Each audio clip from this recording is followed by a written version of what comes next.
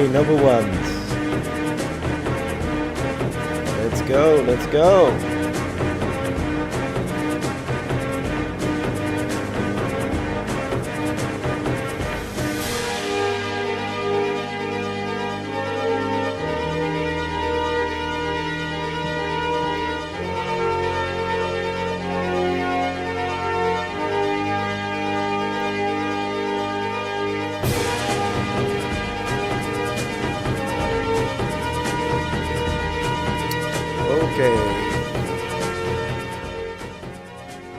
And here we are. Let's go, let's go. Welcome to the stream. Let me make sure I've got all the chat in the proper place. Okay, so we have got, oh no, wait. YouTube is on the right and Twitch is on the left. That's how I do it. All right, that's good. So Twitch, who have you got? Kirk Womet. Good to have you here. And then on YouTube, I lost Airbender, Talos the King, remember you. Konnichiwa, konbanwa, Metatron-san, JT. And I think YouTube suppressed my comment on your TikTok video. I don't know why though. That's weird. Yeah, I haven't touched comments. I haven't actually read a lot of comments on that video. I need to go back to it. Hello. Well, Garoa, Sword and Game Party, Dreamheart, Cat. Anony Mouse 75. What a name. Good day. From Aussieland. Very nice. Very nice. Man, what time is it in Australia right now? So, you know, to stay in topic today with today's item of discussion, I've got some of my handhelds here. But of course, we've got to add one more, don't we? This Muppet.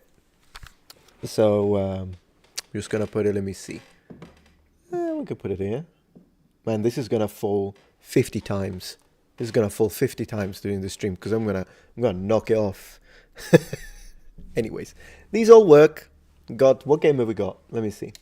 The original Game Boy, we have... I mean, what a question, number ones. Come on. Like you didn't know. Tetris. Anyways, put it back where it belongs, because today we're not talking about the history of handheld. If this Muppet. There we go. Today we're talking about the leaks on the Switch 2. I'm really excited about it. Really, that's what we're going to start with. Going to talk a little bit about what we know, figured out a few things, watch a few videos, read a few articles. Let's see what we can find out, and then we'll discuss. We'll talk about it. You can let me know what you think. If you liked watching of course, we're going to go to the official Nintendo and watch this reveal. Which, by the way, some people are saying, well, it got leaked, but did it? Is it a leak? Because, I mean, how can it be a leak if it's on the official Nintendo? Unless they posted it after the leak, I guess. Well, we'll see. So, yeah. Have you seen Dan from the Dunkey video about Flynn Dibble appearance on Joe Rogan? Yeah. So I watched this video. I watched this video on when he appeared on Joe Rogan because he went with the other YouTuber. Yeah, it was pretty interesting watch. Absolutely. Are you ready for Kingdom Come Deliverance 2? I am, for sure. For sure. It's been a little bit of a situation, but we'll talk about that on the second part of this stream before we start playing, because tonight we're playing as well. What a day. And it was leaked a few months ago, I believe. Oh, I see.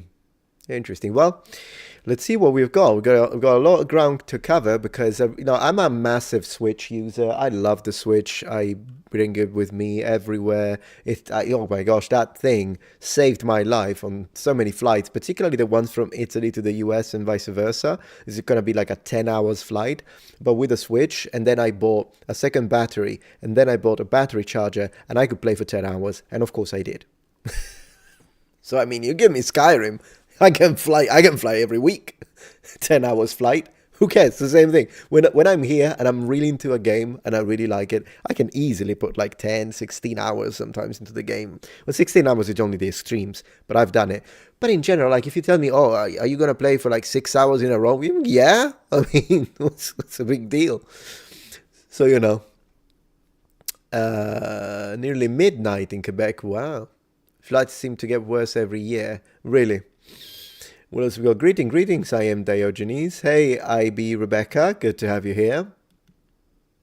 Do I still have Faum sword? Which one is Faum? Faum sword. You like Game Boy Advance. I don't own a Game Boy Advance. I only own the original Game Boy and the color. And then a bunch of other Nintendo, like I've got a 3DS, regular DS. I think we have it somewhere, but it's my wife's. I mean, so is the 3DS, but she gave it to me since she didn't care. And I'm a collector of this kind of stuff. So, yeah. Do I play Animal Crossing? Believe it or not, yes. Not now. I haven't played it in a while, but there was a time when I really got into that game. I thought it was beautiful, but I started with the latest. So I didn't play the other ones before. You can make a gladiator island. Yeah, I mean, I think I made a pretty nice island, to be honest with you. Maybe one day I'll show it off on my second channel, unless we play it on Twitch. Third channel, man. I'm starting to get confused. By the way, did you guys get the community tab notification that I opened a fourth channel? That's why I'm saying I'm starting to get confused a little bit. It's a Metatron's Clips, and I'm going to post 4 times a day on that channel. We started today already. We already posted 4 videos, and I think it's good.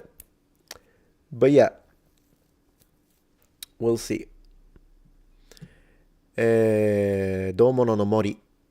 What's that? Oh, Dobutsu no mori. Sorry, I don't know why I read it in mono. Dobutsu no mori, the forest of animals. Subarashi Game desu. Wow, the forest of animals. I've never heard of that, JT. Half Sword later? No, probably not. I like Half Sword, but it gets yellow dollar signed on the YouTube protectorate. So like I can't, it's, I'll play it, but I'll probably mostly play it on Twitch. And then I'll try to cut the VODs and upload them on the protectorate. But if it keeps getting yellow dollar signs, I can't do it too often. But definitely I can't play it on streams because it literally annihilates the streams for me. It is. Oh, that's what it's called in Japanese. I had no idea. Dobutsu no mori. I mean, it makes sense, I guess. There are dobutsu, animals, and there is a mori. So, very cool. Very nice. Very nice. Did you try Assassin's Creed Odyssey? Yes, I played it for quite a while. I love the Greek. I mentioned it a few times. I showed it. They recreated Athens. I sided with the Athenians, by the way, not the Spartans. Wait, what's KCD2 drama? We'll talk about it on the second part. Some people have been saying quite a lot of things. There's been some drama going on, so we'll review it. And as always, we will be fair, non-political, and most importantly, objective about how the situation has been handled and whether there is... Not that I know that much. I know a little bit. But I've seen already some YouTubers jumping onto it like it's the end of the world. And I'm like, maybe not. We'll see. But I'll try to be fair. Anyways, I don't know why I can't get situated tonight. This hair is getting so long, I don't know where to put it. Now I know what you're going to say. You're like, why don't you cut it? Never going to happen. All right. Let's see. Let's learn a little bit about Switch 2. So I'm going to begin by putting myself top right. And by the way, if you're curious about the music that I had a second ago, it's from this PlayStation 2 Golden Axe, which is it's a Japanese version. And I love keeping these tabs open. Just put on the music because it just, plus look at this cover art. It's gorgeous. In fact, I was listening to this and then at one point I was like, you know what? This looks really nice. I do speak Japanese. I can read it. I bought it. I bought it on eBay. I found it for like $40 and I bought it. Talking about an impulse purchase, right? But we're not here to talk about my financial proclivities. We're here to talk about the Switch. So, bunch of videos. Of course, we're going to start with Nintendo Switch 2 first look trailer, which is a 2 minutes and 22 seconds. 16 million views. Man, 16 million units is what they're going to sell in the first week. But Nintendo of America. So I guess, what do you think already of the thumbnail, meaning the looks? I think it looks pretty nice. I'm actually happy that it does look like a Switch, because I was a little afraid that they were going to change it too much, because I love the Switch. I think it's a fantastic design. It's genius. So let's see, it's just improved specs and improved ergonomics. I don't know. What do you guys think? Let me put you on the side, though. Let me put you on the side. And where's the other one? Where's the other one? Okay. And then this moves to the side. And we are sorted. Right. You just bought Dragon Age Origins? Fantastic. Gonna play that. Gonna mod it like crazy. You barely use your Switch? Oh no, I can. I do put a lot of hours in it. My wife plays her Switch too, a lot. Not her Switch TOO, not her Switch 2 number. We're like the first in the world to actually have a Switch 2. This language. Her Switch as well, and yeah. There's Legion Top Lock on the PlayStation 2 though, no? Yeah, but you can always use a Japanese machine. It's still NTSC, so maybe it would display on an NTSC American monitor. I don't know, something we can test. Not a problem. Plus, usually I buy them because, I mean, I can play it on meme, I guess. I buy for collecting it. Don't necessarily need to use the disc. I do use my discs, but I would buy it even if I couldn't because I like collecting this stuff. Have you got stick drift on your Joy-Con yet? No, honestly, no. Maybe I'm gentle. I don't know. Because never had any problems with the Switch, to be honest. And I have the regular, and my wife has the OLED. Clearly, the OLED it's gorgeous. But the reason why I didn't upgrade is because, believe it or not, the majority of the time I play the Switch docked, whereas my wife is one of those loves to get in bed and play the Switch like this. I do it, but most of the times when I play the Switch is docked at the TV, and the only times that I play handheld is when we are in the car, maybe someone else is driving, and or like I'm in a plane, so I didn't see a need to upgrade to the OLED. And now that they're talking about the Switch 2, I don't know if I am gonna upgrade into an OLED, to be honest. Might as well just wait for this. Anyways, good morning from Canada. Hey Kirk, good to have you here. Yeah, it's very reminiscent Anonymous of the original Switch, and like kind of a beefier, more powerful. I wonder if this thing is gonna like work in 4K. Man, could you imagine that? Is it gonna be having an OLED panel at start, or are they gonna go for a LED panel and then you have to buy the Switch 2 Pro or LED, whatever the heck? I hope not. Let's go. Is the audio there? Let me see. Just double check. Let's double check with this. Let's see. Yeah. Audio's working. Woohoo! Man, all right. Let's watch this.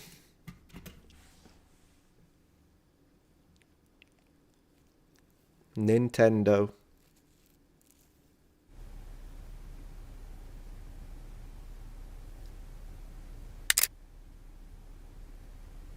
That's the one I have. No, this is an OLED. It's not even the one I have.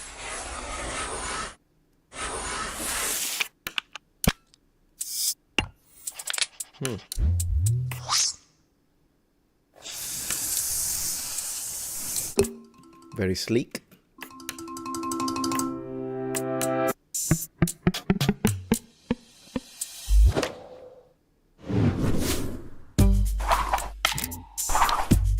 Okay, so ready for a second. Well, you know what? This is interesting. I love the approach that they are showing you the Switch. Man, marketing geniuses, Nintendo people. I was saying. Interesting that they're showing you the Switch we know, and then they show you, but this is what's different. I love it. Fantastic approach. And already bigger Joy-Cons. Let me think about this. So I've got this, right? I gotta visualize it practically.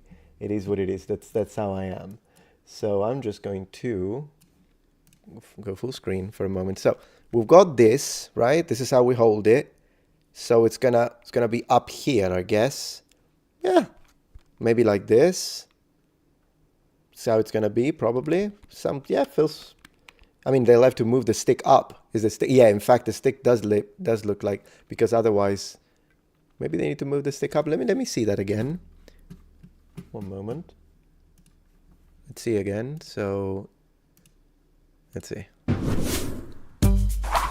Yeah, no, the stick has been moved up. Yeah, it does go up. Yeah, sure. Sure, I mean, it works. I think it works in over once. It's good. I mean, I guess Nintendo engineers know what they're doing, but, you know, it's just one of those things. You're not sure about the connections. We'll see, Gig.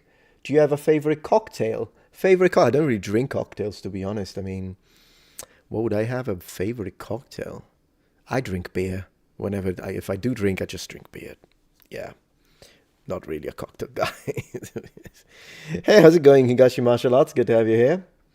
If I remember correctly, it was said during Microsoft acquisition case of either Bethesda or Activision, but they said the Switch 2 would be as powerful as a PlayStation 4 and Xbox One. Well, I hope it's going to be as powerful as a PS4 Pro and an X1X, to be honest. Because PS4 Pro now, for a handheld, it would still be wow.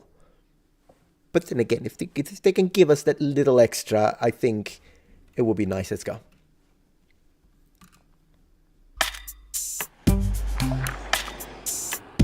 Okay, so the color is in the inside and not the outside. Some people might not like this for aesthetic reasons. I think it's fine. Plus they'll sell a million compatible versions where you can do whatever the heck and have all of your little butterflies and pinks and crazy colors.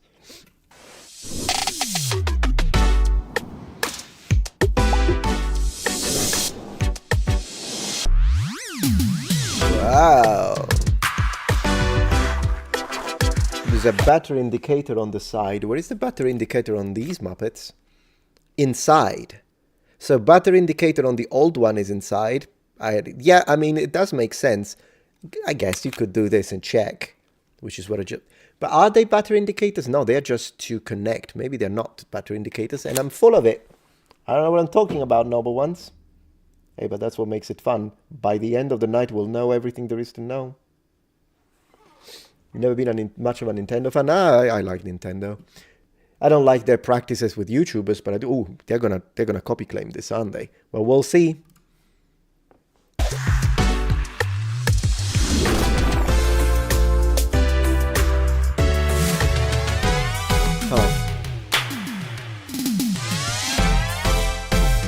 Okay, so the connection is like this, not sliding. I'm gonna miss the slide. The slide is so satisfying. I think it's therapeutic. You know what I mean? Like sometimes I'm like so annoyed that you think the Switch it's nice to do. So I'm not a huge fan of that change, but it does look gorgeous. So it's not like I'm gonna care. Switch 2. Wow. Oh, okay, it's not done.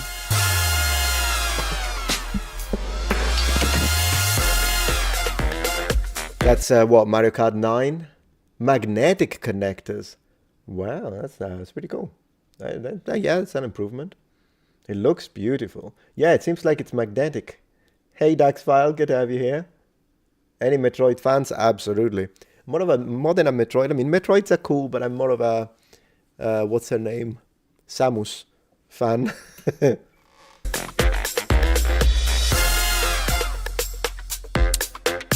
Now it's dock.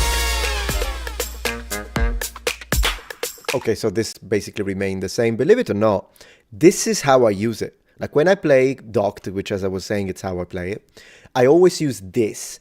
Using like the connectors without a base, I just can't do it. I can't do it. I tried.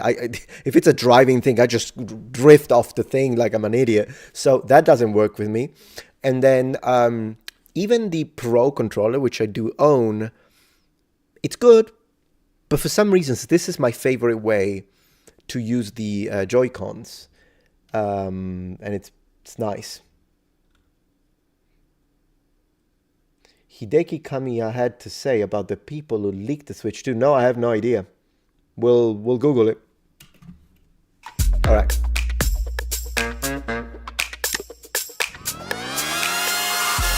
Magnetic, so not compatible. Well, of course, it's bigger. It's got to be bigger. Anyways. Man, look at the screen. Still, though, look at this. Look at the... Is it called a bevel? I don't know if I'm just making up a word in English right now, but yeah. Look at the bevel space, the black part. This is what is... This is the regular Switch on the left, right? This is not the OLED. Because I believe the OLED... Yeah, it doesn't have all of this framing. This is the base. I'm afraid this is going to be LED because then they're going to release a Switch 2 OLED, which from a marketing perspective, it does make sense. You do want to release. You want customers, if you give too many options to customers, we got the OLED and we got LED, then those are interested in the OLED will buy the OLED, and those that don't care will buy the LED. But if you only give the LED as an option to your customers, then they're all going to buy that. But then the people that love the OLED are going to upgrade and buy the OLED. So at the end, from the marketing perspective and the company, you will have sold more. But I hate it. I wish they start with, just give me an OLED, right? A bavel, okay. Anyways, let's see what they say. Plays Nintendo Switch 2 exclusive games, as well as Nintendo Switch games. Retro-compatible, that's the way to do it. That's the way to do it. I very much appreciate that, to be honest. Unless it's a case of a completely new architecture, I have never understood consoles not being retro-compatible. Like, why? There was a period when the PS3 was not, like, it was initially retro-compatible, I believe, and then the models afterwards, they took it out. Like, it's a good move, exactly, because, like, I have quite a few, I mean, I don't have a lot of Switch games, but I would say I have maybe, like, 15 games, and I want to keep them. A bunch of those, I will want to play for nostalgia, and then I've got a few that are digital purchases, so I couldn't even sell them anyways. That's the problem with going digital, isn't it? Like, at least physical, you can sell it. Digital, good luck with that. But I very much appreciate the idea of retrocompatibility off the box. And I hope it's going to be connected, well, it will be, with the Super Nintendo Online, NES Online. I have those, and I play them a lot because I'm from the 80s like that. Yeah, exactly.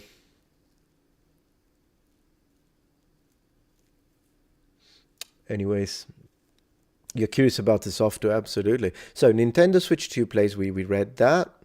Oh no, yeah. Nintendo Switch 2 plays both physical and digital Nintendo Switch games. Nice. Certain Nintendo Switch games may not be supported on or fully compatible Nintendo Switch 2. I get it. Details will be shared on the Nintendo website at a later date. Well, games and systems sold separately, of course. Right. So that's nice. That's nice. Yeah, I have an NVIDIA. Are they gonna? Oh, yeah, are they gonna stick? I thought you said are you. I wonder. Who knows? But this looks interesting. Do we have anything else? It says learn more, so we're gonna learn more. Nintendo, an update from Nintendo. I accept the cookies. Okay, watch the trailer, I guess. What's that? Oh, is this the same thing? It is the same thing. Skip. Right, so, wonderful picture. Release in 2025. Well, we are in 2025, so we appreciate that. Man, when do you think they're going to release it? Do you think they're going to make us wait until December 2025? Or do you think this is like a 6 months move? Man, could you imagine if it's a 3 months move? I mean, they can do whatever they want. They're going to sell, this is going to be the best selling console ever made. Mark my words, clip my statement. It's an easy prediction, but I know that's what's going to happen. Unless they botched the job, but how could they? What would you have to do? To botch the job, you would have to pull a Microsoft and say, well, you have to authenticate. So if you're offline, you can't play your games, and you'll have to also, if they do that, maybe, but otherwise, and Nintendo doesn't do that. I mean, they're annoying sometimes, but they don't get to that level of your console is going to turn into a brick unless you're online type of nonsense that they try to pull off with the... What did they do it for with the Xbox One? Already with a horrible name. So imagine that, Microsoft spending budget that is probably going to ruin a country when it comes to marketing, and they F up both the name and the strategy at the release of the... But whatever, we're not here to talk about Microsoft. Nintendo Direct, Nintendo Switch 2, 4-2... Ooh. Was that a release date? Do you think that's a release date? Gosh, is it the American way? No, it's Gennaio, Febbraio, Marzo, Aprile. So it's April if it's the American way. Huh. Stay tuned for a closer look in a Nintendo Direct presentation on April the 2nd. Yeah, exactly. 2025. April the 2nd, 2025. So this is just a closer direct presentation. Not that this is the release of the Nintendo Switch. I wish. But it's a direct presentation in April. We can, yeah. It's the American way, yeah. $400, $500, $599. How much was the Switch on release? I don't even remember. How much was it? Like the base Switch? Yeah, not on April 1st. I wonder why. Man, April 1st. They're so gonna do something like that. On April 1st, they're gonna say Nintendo Switch will not be able to be docked. You can only play handheld. They're so gonna do that. You think it was 250? 250 is, I mean, it's reasonable. If that's what it costs. 299. Yeah, it also depends on the country, I guess. Nintendo Switch 2 Experience. So New York, Los Angeles, and Dallas. You can you can try it. Oh my gosh. So April 4th. So after they tell us stuff about it, then you can go and play it. I could plan a trip to New York with the wife. She's gonna love it. She likes going to New York, and so do I. We can get like a little hotel, do a weekend, maybe. Experience Nintendo Switch 2 for yourself at hands-on event. Literally with a Switch. A free Nintendo account is required to register. Okay, makes sense for data farming. Nintendo Switch 2 first look trailer. I think that's all we get from the official website. What do you guys think? Are you excited?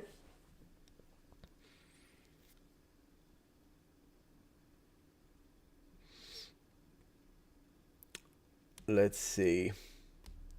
I'm still calling it Super Switch. Yeah, you know what? Super Switch may not be the best marketing prediction move, but it is the coolest option. Super Switch, they should totally do it. They should totally... come on.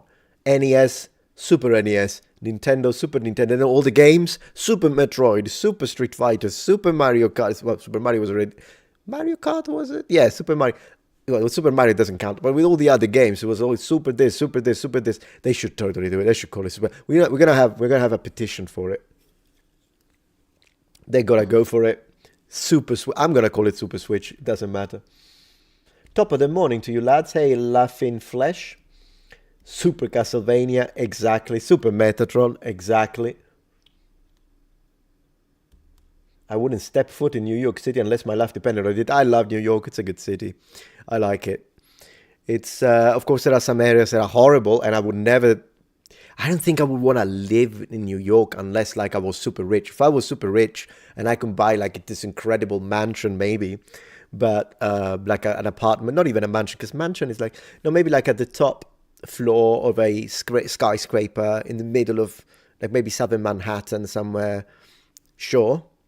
But like living in New York and having to pay crazy amounts of money, like just to get a small apartment with one room, it makes no sense. It just makes no sense unless you're rich.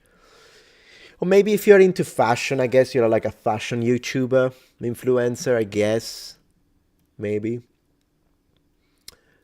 Let's see.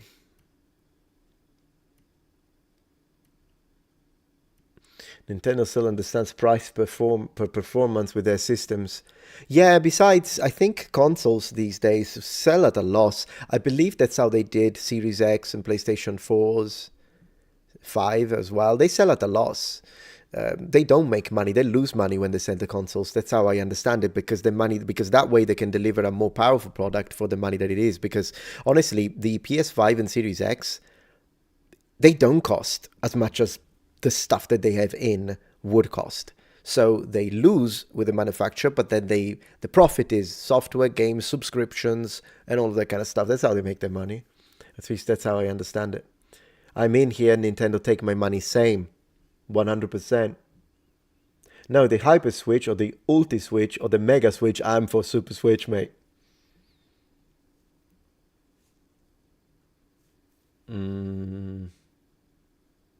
Good Merlin, brother. Top of the morning. I don't even dare driving in downtown Montreal. Top of a skyscraper, suspect you're not affected by seasickness. I would be puking my... No, I love it. I mean, I like it, but I'm not like one of those people that are impervious to height. Oh, no. Like, if I'm inside like a sky restaurant, and you can look outside, you've got basically, instead of a wall, it's a window, it's glass. I love that, looking outside. But if it's one of those places where you have like a window, but it's on the floor and you can step on it and some people jump, yeah, that's a little... If it's a balcony and I'm already on floor 7, 8, like in Sicily I've done that. If it's a balcony, I will never get close and peek. Like, I can't do that. So I am affected somewhat when it comes to the dizziness you get for fear of heights, but not to a point that I don't like a skyscraper. No, I do like it. So I guess I'm kind of in mid-range, maybe. I'd like to see Atari make a comeback. Oh, well, yeah. That would be fun. Any chance you'll do some Warzone streams, bro? Maybe eventually. I mean, it's kind of low in my list of priorities. There are a bunch of other games that I'm more into. I used to play some Warzone, though. It is the Call of Duty that I've played the most in multiplayer. I really enjoyed it. So it's a game I like. And sometimes I got some good kills. I think once I made it to the helicopter and being like number 1 and you win and you're the guy. I did it once because I've seen then it looks from the helicopter and then you get all the names on the left. I managed once and I was solo playing it. I wasn't even with a team. I should have recorded it, damn it. But it's a good game. 2600 was my first game system. Oh, the Atari. I have one. I have 2. It's in the back. What's in the box? Yeah. Oh, the movement of those super tall towers. Yeah, I understand.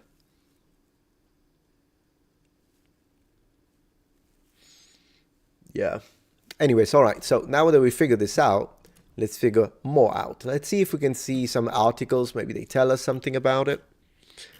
Let me see. Nintendo Switch 2 upload. Let's see. Leak. Photo Switch 2 leaked Nintendo Switch 2 UI. Internal dev kit image. Let's have a look. Man, I hate Reddit, but here we are. Look at this though. The bevel is different, is it? No, it's not. No, it's not. It's the same. Yeah. So this is it. Metroid Prime 4. It looks pretty standard. So the selected software, if this is real, is bigger, a little taller. I like that. On the top, games, Nintendo eShop apps. Nice. Bottom left, you see the battery level. Can we make it bigger? Yeah. Bottom left, you see the battery level. It's nice. Top left, we've got this. Top right, you've got... Yeah, it looks very clean. I mean, it's not like I need anything in particular when it comes to, the UI. As long as it's clean. There is a little Metroid picture in the back. I like that. Samus still is one of my favorite women in video games. It's just badass. Very cool, very cool. All right, so that looks good. What's the source? Source was Trust Me Bro. Well, yeah, very clearly fan made. Maybe this is fake. Yeah, but if it is like this, I wouldn't be mad. It looks clean. So whoever did it knows what they're doing. They should hire them. So Switch leak. Let's see, hardware perhaps. Details, let's go. Forbes. Oh, he's holding it. There we go. He's holding the original Game Boy. Here it is. Here we have it. I don't know why, but I always appreciate that. Hello, Rafael Urbanus. Let's see. Miyamoto the legend, yeah. All right, so what have we got? Let's make it a little bigger. Maybe it's a bit too much. That's good. The launch of the Nintendo Switch 2 is one of the most keenly anticipated events in gaming world, with many expecting the handheld device to be released this year. Well, now we know it is. How old is this? Does it say when it was released? Because I want to make sure this isn't like... well, we'll see. It's not long. Despite the Japanese company remaining largely quiet about its upcoming device, though, there have been an array of leaks and speculations about the consoles, and it's clickable. The latest of which came from CES, where an accessory manufacturer called Dunkey displayed an alleged mock-up of Nintendo Switch 2. Now, I think this is kind of old news. Oh yeah, there we go. New reports claim Nintendo Switch 2... Come on, Muppet. Let me read. I have to... There we go. New reports claim Nintendo Switch 2 will have PS4 Pro power with a catch. Hey, that's nice. PS4 Pro, I'd say that's great. I wonder how the samurai would feel about video games. Well, I guess, I don't know, maybe if we can explain them as a form of art, maybe they'd appreciate that. Yes, of course, I've seen the Lord of the Rings mode selector, but I don't know the names of the actors. So if you tell me Aragorn, I know who that is. If you tell me Legolas, of course, I know it's Orlando Bloom, but that's the only one I know. It's the only one I know. So it would be like, I don't know who Orlando Bloom is, but I know who Legolas is. That's how I am. I've never learned because I don't care about VIPs, I don't care about actors, I don't care about famous people. The only reason why I know some of them, like yeah, Johnny Depp, sure, but Johnny Depp is not Aragorn. So I don't know why you're saying that, unless there's something I don't know, like a meme. Yeah, Muppet is a great expression. Exclusive invitation, save up. No, thank you. Alright, so Nintendo has joyfully refused to give any information about the Switch 2 all year long, always making it clear it would not be talking about it with any new presentation. So, naturally, there have been a million different leaks about what it looks like and how it will perform. The latest chatter, with admittedly nebulous sourcing that is being virally debated on social media, is that the Nintendo Switch will run at PS4 Pro levels of power, a significant leap from its current capabilities. Well, yeah, I mean, its current capabilities were pretty underpowered when it came out. Still a fantastic console, though. They kind of focused the budget on the stuff that really mattered, which are stuck in the PS3 era. Of course, that's still a generation behind, but given how the performance gap has narrowed between console generations, that will still be extremely impressive, despite the Pro being a decade old. The Pro is not a decade old. PS4 Pro is a decade. What is he on about? PS4 Pro didn't come out in 2015, right? But regardless, it's a handheld system. So it's not a fair battle. It's a handheld system that also has docked capabilities, but it still should be placed in comparison with other handheld systems first. And then, of course, with regular systems, particularly if you're on a budget and you can only buy one, it's nice to have comparisons side by side, I suppose. Yeah, right. The catch, however, is that the mode most people play the Switch in handheld would not have these same capabilities. Right, the PS4 Pro idea is for the Switch when it is docked, not when it's handheld mode, and that's close to base PS4 allegedly, but still decent. I mean, a handheld PS4 is great. I mean, even with the current one, the resolution output changes depending on whether it's handheld mode, which I believe is locked at 720p, and then you can only reach 1080p when you connect it to the dock. But then again, with a handheld, 720 is plenty if it's handheld. Does the OLED output 1080p in handheld mode? Maybe it does. I would have to ask the wife that, but let's hope it doesn't explode like this PS4. Well, yeah. Some are saying this is a bad, and it is not bad. Yeah, it's not bad. And it ignores what we just witnessed for the entire console generation. The Switch's power has come into play when it comes to some third-party ports, or things like the Pokemon series failing to even attempt to look good on the platform. But overwhelmingly, power has not mattered for the Switch when its stylized visuals on many first-party games do the trick. I agree. I mean, for porting, why would you play a Mortal Kombat 1 on the Switch unless it's the only console you have? And if it's the only console you have, well, at least you have access to a game that you wouldn't have access to, given in a much worse condition, or like Red Dead Redemption or The Witcher 3 or what have you. Supporting, of course, it's not going to perform as well as the other consoles. But then again, I personally don't play the Switch for third-party games. I play the Switch for first-party games. I mean, Zelda Breath of the Wild was enough for me to buy. It was a system seller. I bought the Switch because of that game and Mario Kart 8. If you told me these are the only two games that will ever be released, I would still buy it. So it is what it is. 1080p as the max resolution of the base PS4, right? Yes, it is. PS4 level of performance, but only 720p. Well, no, I think I was talking about the regular Switch, the current one. This will be probably 1080p handheld, the Switch 2, 4K, either native or upscaled, depending on the game, I'm going to assume, when docked. That's how I think it's going to be a generational leap. Same for Tears of the Kingdom, absolutely. I still have to play Tears of the Kingdom, but I heard it's really, really good. Exactly. That's why I want one. The games, not the handheld aspect. Yeah, exactly. Yeah, but and in general, I mean, I think Breath of the Wild was a revolutionary game. It was great, and the reason why it looks gorgeous is because it's cell shaded. But cell shading is a fantastic way to like. I wouldn't play a cell shaded Resident Evil, but I'm absolutely gonna play a cell shaded Zelda because it matches it well. In fact, if anything, it makes the graphic, or even Animal Crossing, these kind of games, cell shading works on certain titles. Some games can pull it off, like what's the name of that game? Borderland did it.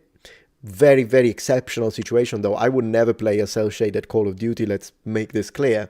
But cell shading is great for titles that are released natively as first party on the Switch and Nintendo consoles anyways, even all the way back to when they were using cell shading with the GameCube for a couple of titles, and cell shading is good. Some games just don't fit it, absolutely, yeah. But the Switch is like great at doing that. And then when you have a well-made cell shading, heck, if you give me a 4K native, very well-made 2D fighter or platform, I love it. And the Switch can pull those off fantastically.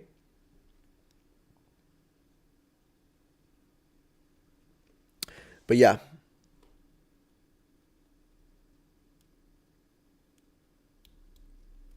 Anyways, let's continue reading. As such, the underpowered, quote-unquote, Switch has now become the third best-selling system of all times, with 146 million units sold, just 14 million away from the PS2 at number 1. Yes, I agree. Yeah, it's sold because of everything else about it. If anything, oh, that's it. Okay, yeah, that's what we've got. Well, still, it's what we wanted. Oh, there's this. There's no reason to imagine that the Switch 2 will not be a massive hit at really any somewhat significant power upgrade level. I agree. I think the only issue might be if Nintendo fails to differentiate it from the current systems, running into a Wii U problem if they just call it the new Nintendo Switch Plus or something confusing. No, they Switch 2, they've already done that. If they do a full-on push explaining clearly that it's an entirely new system for an entirely new console generation after nearly a decade, that's all it would need. But to be honest, the Switch is such a revolutionary idea that they don't even... It's millions of miles away from what happened with the Wii and Wii U.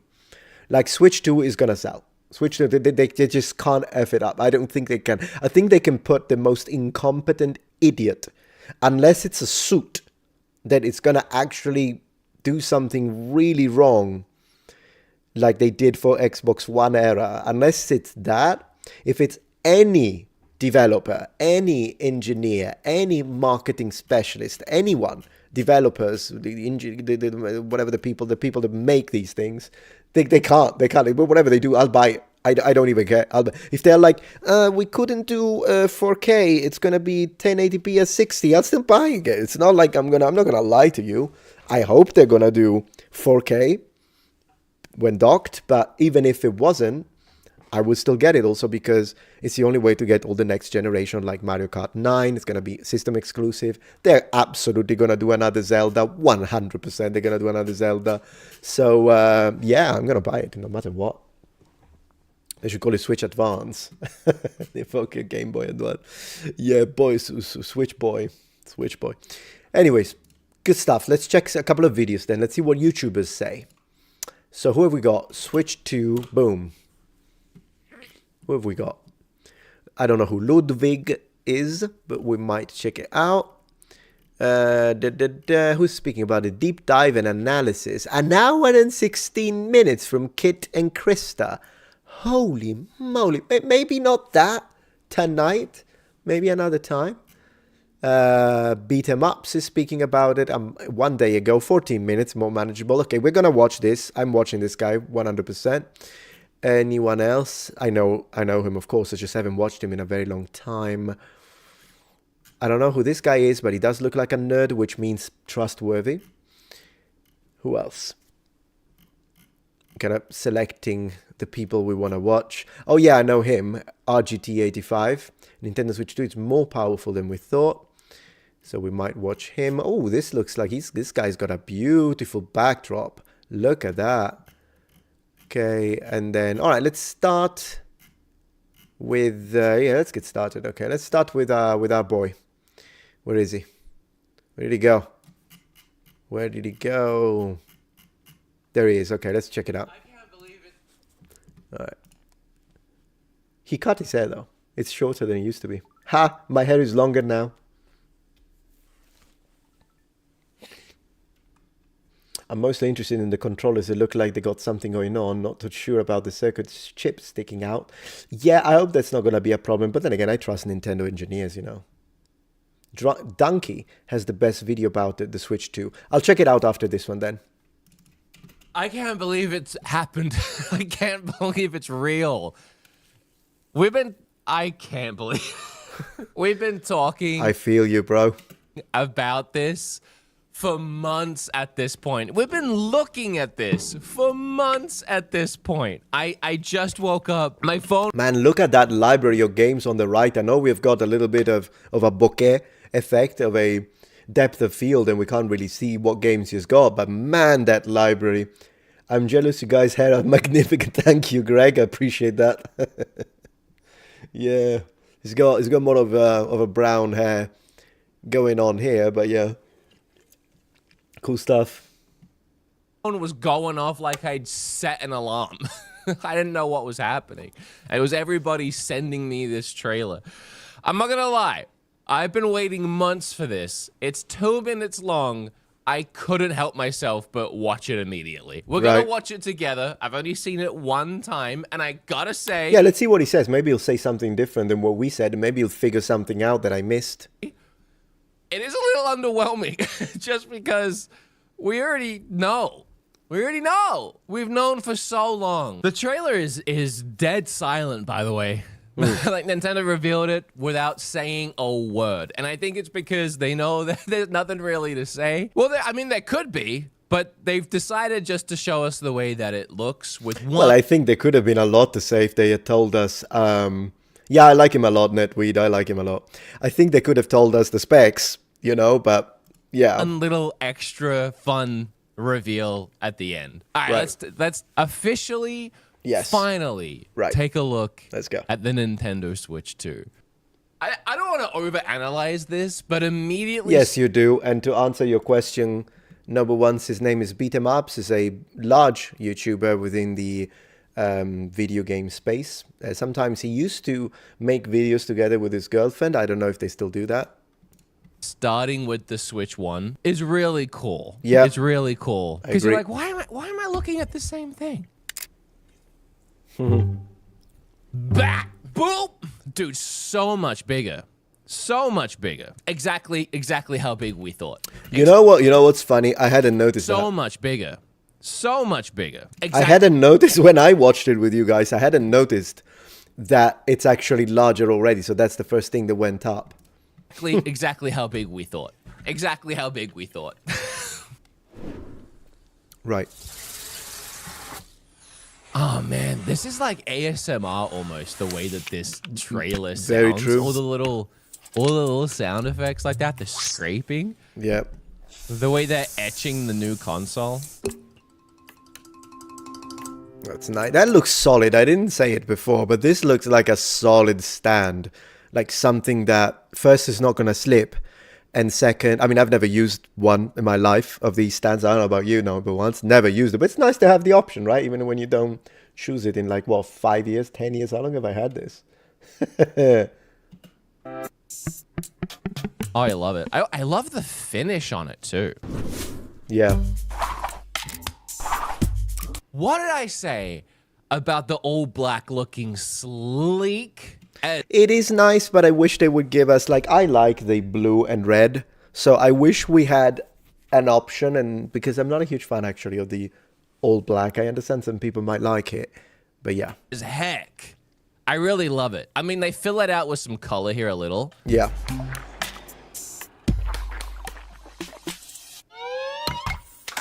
Oh, it's so good. It is. It's actually really good. It's not orange. It's not like all the leaks made it look so orange. It is red tinted. It's a little orange. Yeah, like gosh, what are they called? Like a pencil color. pastel. There we go. These are pastel colors. So a pastel blue is going to be like a sky blue, and a pastel red is going to look almost like a pink or desaturated red. And I like pastel. I like it. And my wife loves pastel colors. Usually I prefer when it's like heavily contrasted. Or crayon, I guess. Yeah, sure. But I have nothing against pastel colors, sure. Pale. But it's that old same blue and red. Yeah. It's still the blue and red. It's not like a neon red like before. They went for a more like cool, toned down red. But it's still that same blue and red. And I think it looks really nice contrasted with just the all black console. I really like it. So spinning the stick like that, it does give me a lot of hope that these are like Hall effect sticks. Like they're literally saying, look, you can spin these sticks all day long and nothing will happen to them. I hope that's what they're getting at with that. Yeah, I missed that. Now, right there, I think is a giveaway. And I'm actually having this thought right now for the first time. You have the little optical sensor in that right Joy-Con there. They slam them down on the table. Yeah. And they have them sliding around the table. And honestly, I think that is the first look at us actually using these Joy-Cons, how a lot of people were theorizing and how I talked about in the last video. You put it down and you move it around like a little mouse. Yeah, like you're saying that, Widow9, the mouse feature, not unique, sure, but it's so cool to have it on the Joy-Cons. I missed that completely. No idea. I thought they were just messing around. And look at me, I'm playing with like an idiot. Instead, no, I was the idiot. I can admit it. Oh, you see the way that what happened there? Did they leave? Oh, wait. I completely missed something. Oh, that happens Welcome to my life. so quickly, I actually completely missed it. Oh, wow. I did not catch that the first time I sleepy-eyed watched this in the morning. It happened so quickly. I thought they just put it down. If you actually realize, if you play this in slow motion, because it's not clear, I don't think, they're actually putting it into a little holder. Oh, the yeah. new, like, instead of a slide-on for the Joy-Con, and then the new, like, snap-on. Yeah. And this one is designed... Hey man, Nintendo, their gadgets. This is Inspector Gadget. If you know, you know. Specifically to slide and glide. Yeah, that's completely confirmed then. Wow, that's I did not notice that the first time. I love the splash of color on the inside of the console too. Indeed. I have my old Switch in front of me here, and I think even that's gonna go a long way to not making the console itself look kind of just like nothing when it's on its own. This could be like a big... It is a nice touch. Samsung touch phone. It could be some like weird old tablet. But you can't really tell it's a Nintendo product. And I think adding that splash of color on the inside when it's not got Joy-Cons attached to it will definitely help separate it from other tech and make you realize this is a fun sort of game console toy Nintendo vibe. Dude, it looks... Yeah, it's good. Black. It's so nice. He's one of those guys that is into like black tech, maybe likes black cars. When it comes to tech, for me, I prefer colors. But when it comes to cars, give me a black Corvette, give me a black Lamborghini Diablo. Ferrari is red, but depends. Porsche, I can take a yellow. You know, I would not say yellow for any other car, but a Porsche... Maybe a Lamborghini Diablo yellow is also a second option. I'll give you that. Black Corvettes are gorgeous. 63. Well, yeah, I mean, all the way up to the 90s. The Corvettes are like...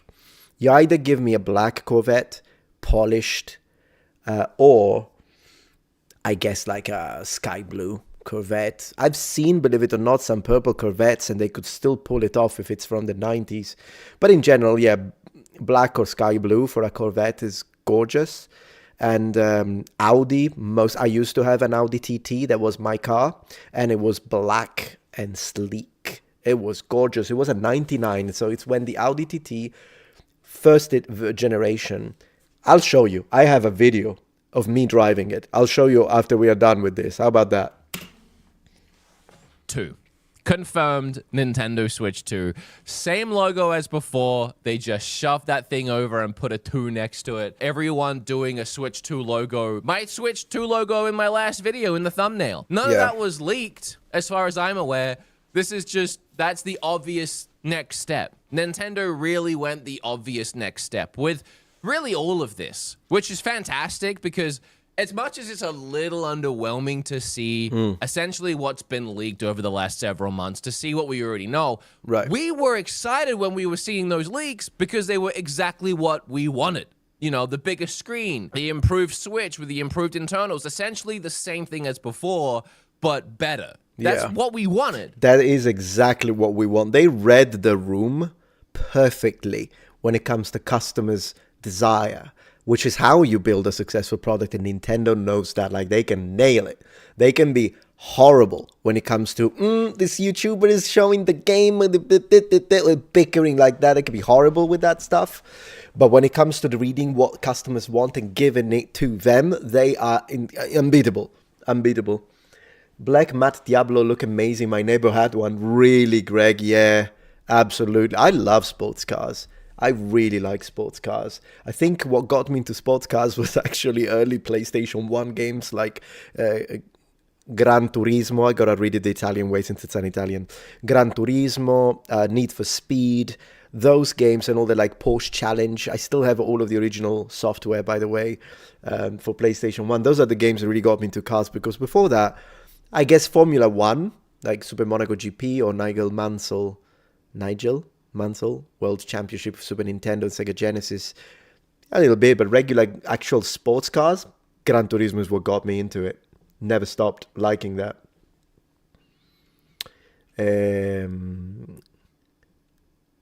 Minna wa kuki o yomimashita. Yeah, exactly. They did read in between the lines, didn't they? Favorite retro is the F40. Ferrari or Lamborghini? That's a difficult one, but I'll say Ferrari, but only for a little bit, because Lamborghini is just right there. It's like, this is Ferrari, this is Lamborghini. That's how it is for me. So it's real, it's happening. It's a little on the nose.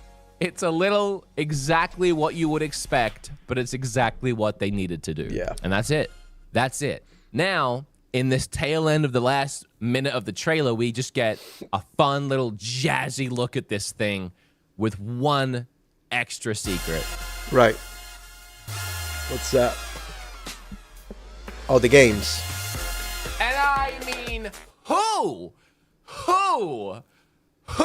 for the last, I don't know, 2 years has been saying that the Switch 2 will launch with a new Mario Kart?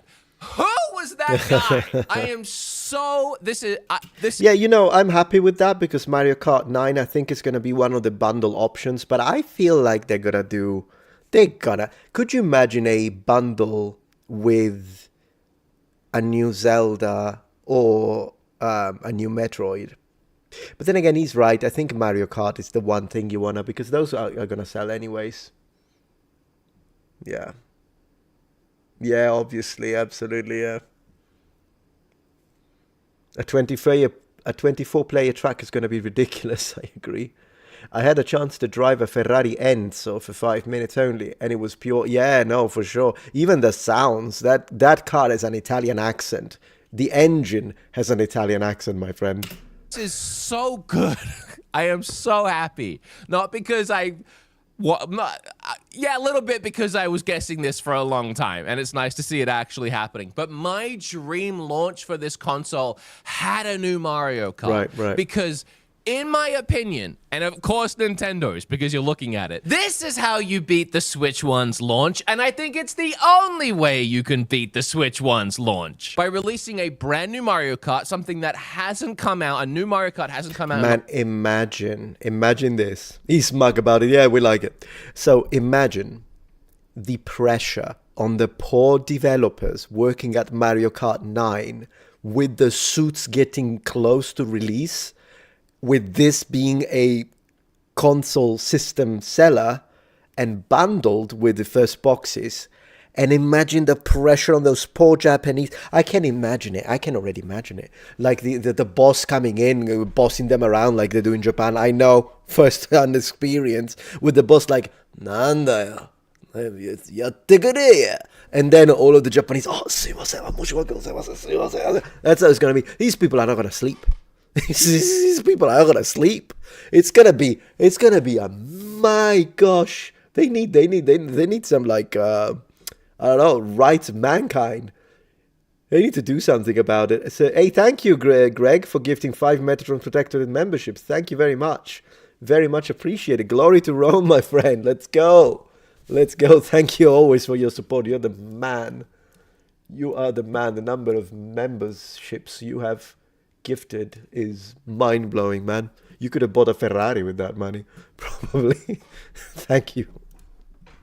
The whole last generation of the Switch, Mario Kart Deluxe 8, a Wii U game, was still the best-selling game on the Switch. So how do you top a launch with anything numbers-wise, sales-wise, over Zelda, or even a... I'm gonna have to send you something, Greg. You bought too many memberships. I'll send you something. I don't know. We'll talk about it. We'll figure it out. We'll get like we'll get a little exchange over email, and then I'll just have to send you something like I don't know. We'll think about it. Mario game, because again, like a signed helmet. I don't know. We'll see. Mario Kart sold better than something like Odyssey. The only way you can topple it is by releasing the first new Mario Kart in a decade. But there's whole other levels to it too, because this is an online multiplayer game. Multiplayer, playing together with your friends, online experience, first party game on day one. Exactly. So basically all your friends are gonna want to buy it too, because you're like, hey guys, 5 of us, like imagine if me, my friend Salvo, my wife Kenzie, my cousin Davide, well, he's not really into Nintendo, but let's pretend. So we all bought it, and then there is Giovanni. He's not gonna buy it. Of course he's gonna buy it because he wants to play with us. So it's like Nintendo devils. And I'm so for it. It has just never happened. Mario Kart on release day means every streamer and influencer on the planet is going to be streaming with their friends and playing Mario Kart Online live, which is huge promotion for Nintendo, and it's going to influence so many people to get on board. But outside of the free marketing and influencer area, you have just the people. You have people. You have your friends going out and buying the new Switch 2. You at home, you're thinking, I don't need the Switch 2. I can wait a while. But 2, 3, 4 of your friends are playing and racing in Mario Kart together. You're going to want to go and pick up a Switch 2 so that you can play with them. That online interaction, that sense of community, that's what's going to make this explode on top of the Switch. So I agree with him. I also think that there is a chunk, a slice of the gamer pool that will buy it because of the single player experiences more. And that's me, by the way. Not because I want to be, oh, look at me, I'm so special. I'm just being honest with you. I do play multiplayer, but usually local because I'm old school. So every time I played Mario Kart multiplayer, I did it locally. Like, I have friends come over, let's have a pizza, pick up the controllers. Come on, I'm going to play Luigi, you play Mario, let's see what we get. That's how I play. I do not care. The only online multiplayer that I play is on PC, is on a little bit on the PS5, but not that much. I'm someone who just likes to either play with you guys, like I will stream it, or I play online with my cousin. We play a lot of Conan Exile, or I had a time when we played like 11 of us and we were 10 of us and we were playing Valheim. That I will do. But a Mario Kart, a Street Fighter, I play them because I want to solo the games. That's just me. Unless it's local multiplayer. So I guess it depends, but what he's saying is valid still. I just don't think it represents all players because I know it doesn't represent me. I would buy it, but just because I want to, but I would buy it anyways, even if they gave me a freaking, I don't know, weightlifting of a piece of paperweight. One more than anything else could have. I can't. Here's the dock, which, again, we've already seen, unfortunately. But it does have that little extra gap I was hoping for. Why? What's wrong with the dock? Why doesn't he like the dock? I don't see a problem with the dock. I mean, I was hoping for more of an open face, but I'm okay with this. We never see it turn on. Like, we never see the Switch displaying the time above there or anything like that. I feel like if that was a feature, we probably would have seen it here, but I am still holding out hope for that. Yeah, I personally don't care. I mean, if we really want to go there, if they make the logo that it can turn on, LED, with a number turning on, and then you can, maybe with a software, choose what color you want, I'll be happy. But I honestly don't care. I mean, whatever. I'm looking at the TV, mate. I will get a Nintendo when back to EU. In Indonesia, impossible to buy the game unless making fake address in the US. Really? What about a VPN? Can you not pretend to be in the US like that? I think more of the screen reveal would be really bad. Yeah, I agree. I like the way the dock is structured. As I say, I would be open to the possibility of making these symbols and logos LED if they really want to, as long as it doesn't increase the price though, because if it does, then never mind. Needs to be on the house. We'll just make it more expensive doing that. Well, yeah, you're right, Wolfpack. Let's just try to keep the price lower so that more people can buy it. Or, yeah. Ah, so good. And then, oh god, this Mario Kart looks fun, huh? You can't really tell much about it. They're driving really slowly on like an open. Okay, cool stuff. I think we heard what we needed to hear. Click. Let's see. Who was that YouTuber that you guys were saying? Let's see. You guys were mentioning a YouTuber. You said he has a really good video, and instead of being a professional YouTuber opening up the tab for later, I forgot to do that. Dunkey. All right. Switch to. Let's see who Dunkey is. Who is Dunkey? Oh, video game Dunkey. This guy here. 3 minutes. Yeah, let's go. Oh my god! Oh! Wait, that's the Switch one. Oh, it could do that! I didn't know it could do that! What? Whoa! Whoa! Man, you guys all doubted him because he lied every day for 7 years straight. But in the end, that verified Reddit moderator came through, baby. Nintendo is doing a Nintendo. This guy's a comedian. No Switch 2, man. We're about to make some money in here. You guys didn't know, but I knew they would. Uncle Reggie eating some good spaghetti tonight, baby. This is like a miracle on Christmas Street. Do you even understand what we're looking at here? You can plug this thing straight into the TV. Every time I go to a hotel, I try to plug it into the TV, but I don't have the dot, so I think that they made a Nintendo Switch 2 in it. Ooh, if that's real and not just comedy, man, I didn't think about that. Reggie's eating a big spaghetti-o tonight, baby. There's a power button. There's volume. PlayStation is going out of business. Bill Gates, sorry, Xbox just went out of business. Oh my god, it's a oh my god, this is an Xbox. This is the happiest day of my life. I haven't been this happy since PS5 Pro. It can fly. Oh no, PS5 Pro. Yeah, this guy is like, this is the best reaction ever. Hands down. Oh my god, eShop music confirmed. Do you hear that song? It's like Mozart Kart. It's like the greatest piece of music that I've ever heard yet. 3% bigger controller. Oh my god. They're both that big. Oh my. I could have just did one and I would have been happy, but I mean, boom, boom, you guys, boom, boom, boom, boom, you guys. I told you Switch 2 was real. It's morphing. it's morphing. Power Rangers. No. Boom, bam, out of business. No more money. Oh, we already saw that. It's never been done. Yeah, this guy just drank G Fuel. He drank 7. Do 2 colors like this. Reggie said wah, and they say Mozart is dead when he's still making songs today like wah. How come you don't do that song? This is the future of the world. They even got the buttons right to Nintendo. What in the world? Movable analog sticks. It is Okay, listen, Nintendo should have hired this guy. Nintendo should pay this guy to make a commercial. The first gaming company that does that is the winner. GG, well played. Never been done before. Uncle Reggie is eating such a large plate of spaghetti tonight that it can never even be comprehended. The controllers can race around like little people now. Little people. Reggie, Don't. Just don't, man. You already won. Just walk away. I'm dead.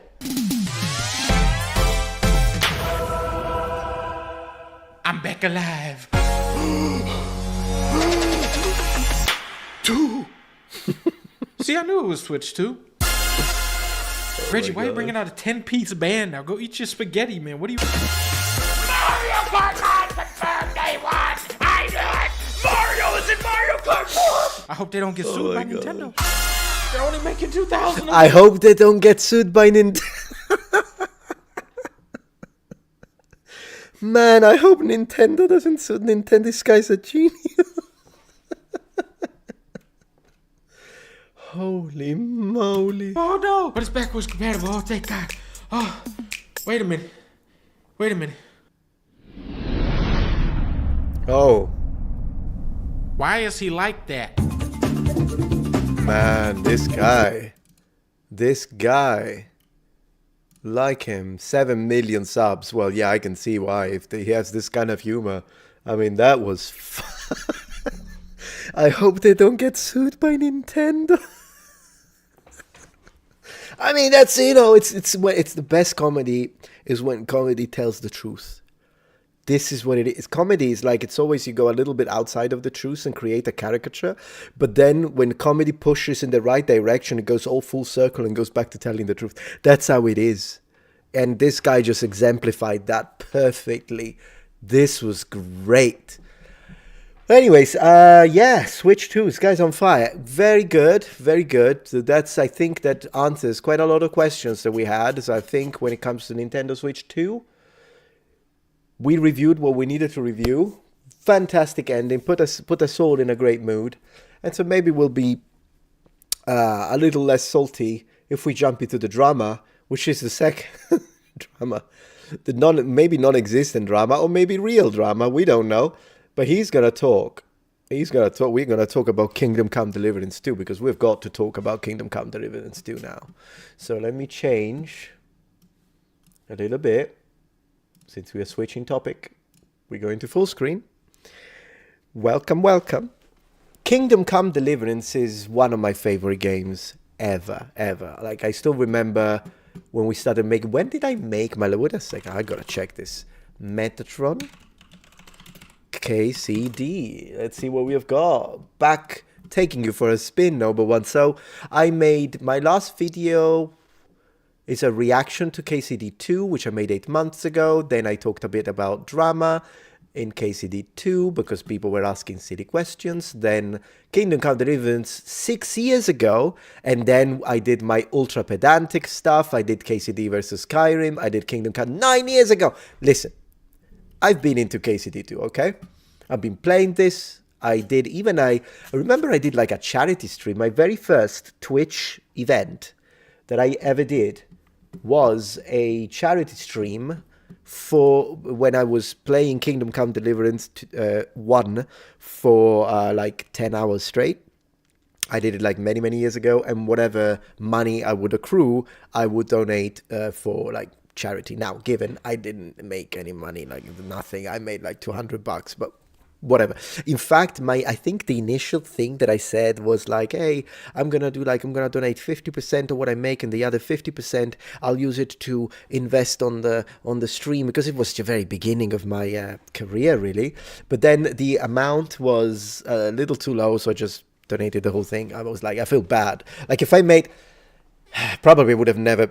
I would have felt bad anyways, knowing myself, but whatever. Here we are. So KCD has been a thing for me, but KCD 2, I'm very excited about it because they say it's going to be bigger. They say it's going to be, the graphics were already spectacular with Kingdom Come Deliverance 1. The combat is good. It was a little clunky, but I still loved it. It was like a get good, and then you enjoy it. Take a bit of a learning curve, I guess, but it was good. It was good. I liked it. And the thing that I like the most about Kingdom Come Deliverance, more than the graphics, more than the music, more than the combat, more than the forest that looks better than the real one, is the historical accuracy. Okay? Dungeons and no dragons, that's what it is. Now, recently there has been some discussion when it comes to Kingdom Come Deliverance 2. And if I write, just to give you an idea, oops, I pushed the wrong button, Metatron. Just to give you an idea, if I write Kingdom Come Deliverance 2 drama, what do we get? A response to Sky Biscuit about diversity. I don't know who Sky Biscuit is. This is me. That's me. Kingdom Come Diversity drama. Then we have gay. Boom. Woke activist demand, so they say.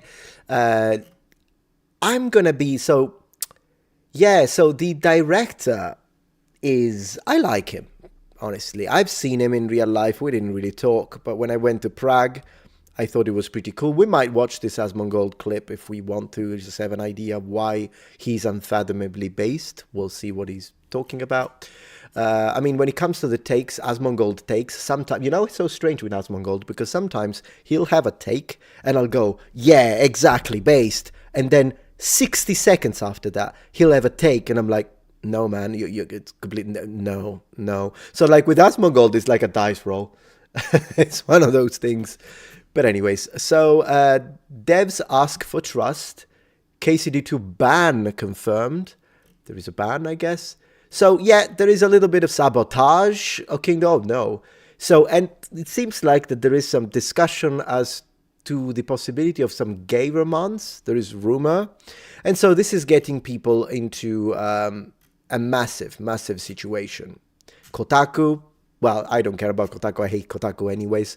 Ooh, we've got Melanie Mack talking about it. Well, of course she is. So yeah, we've got it all. So it has become a culture war situation, I believe. Now I'll tell you, this video, this thing that I'm approaching now, it's gonna be non-political take, and I'll try to be fair. Okay, so you know what I think about these topics. The way I feel about it is, if it's something that is historical, and of course Kingdom Come Deliverance sells on its historicity, if it's something that is supposed to be historical, whether it be a documentary, whether it be a film, whether it be a game, I would like them to follow the correct representation of history. That's just the way I am. I like historical stuff. So what does that mean? It means that, as you know, I will make videos, like, I just want to show you a couple just so we know if there is anyone here that doesn't know me much. If we write Metatron and we put LGBTQ, right? If we do that, then that's actually excellent. Look, that represents it perfectly. So this video, the top one, left-wingers hated me. Video underneath it, right-wingers hated me. This video, lefties hated me. This video, I think everyone hated me, because I've got right-wingers calling me woke and I've got left-wingers calling me racist. So I got both of them on this one. This one here, right-wingers hated me. This one, right-wingers hated me. Then there is this one, left-wingers hated me. The reality is that all I care is this historically correct for what it's representing? So, ancient Greece, a paradise of LGBTQ where everyone was pro-gay, is wrong. That's not what the sources say. The sources say some people thought it was okay, some people thought it was a great form of love, some people thought it was nonsense, some people saw that, what I'm saying, by the way, I'm paraphrasing the sources. Some people in the sources said, no, it should be banned, it should be blocked, it's terrible. That's what some people said, all of this about homosexuality, and some people didn't care. So, if you misrepresent it, I'll call it out, and I will get attacked. I don't care. They can call me homophobic all they want. I don't care. On the same note, however, when I made this video about Michelangelo, we reviewed the data with my full team, people that I trust with expertise way beyond mine. And we sat down and we translated the Italian poetry in medieval Italian. And then we caught some double entendre that people that don't speak Italian may not catch. And after deep analysis of the writings of Michelangelo and some of his approaches to painting, we decided, you know what, I think he was gay. So what? It's the history that I'm interested in. So if someone represents Michelangelo after we did the with Michelangelo, it's still kind of a maybe anyways, because It's a medieval period. He needed to kind of hide it. It's one of those things. But yeah, I made a React video when I was saying, guys, stop this nonsense saying that Vikings were transgender. Vikings was not transgender. It's like it's ridiculous to say to a transgender army. It's not. That doesn't mean that I hate transgender people. It just means that the Vikings were not as a population. It's just one of those things. Anyways.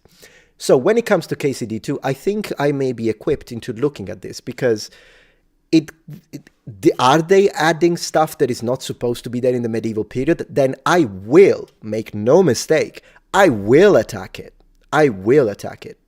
But if they're doing it in a way that it could make sense, like, I don't know, an aristocrat, as long as you make it skippable so everyone is happy. If it's historically accurate, maybe it's an aristocrat and he's hiding it so no one knows it. It's a side quest and he may have the option of romancing same-sex.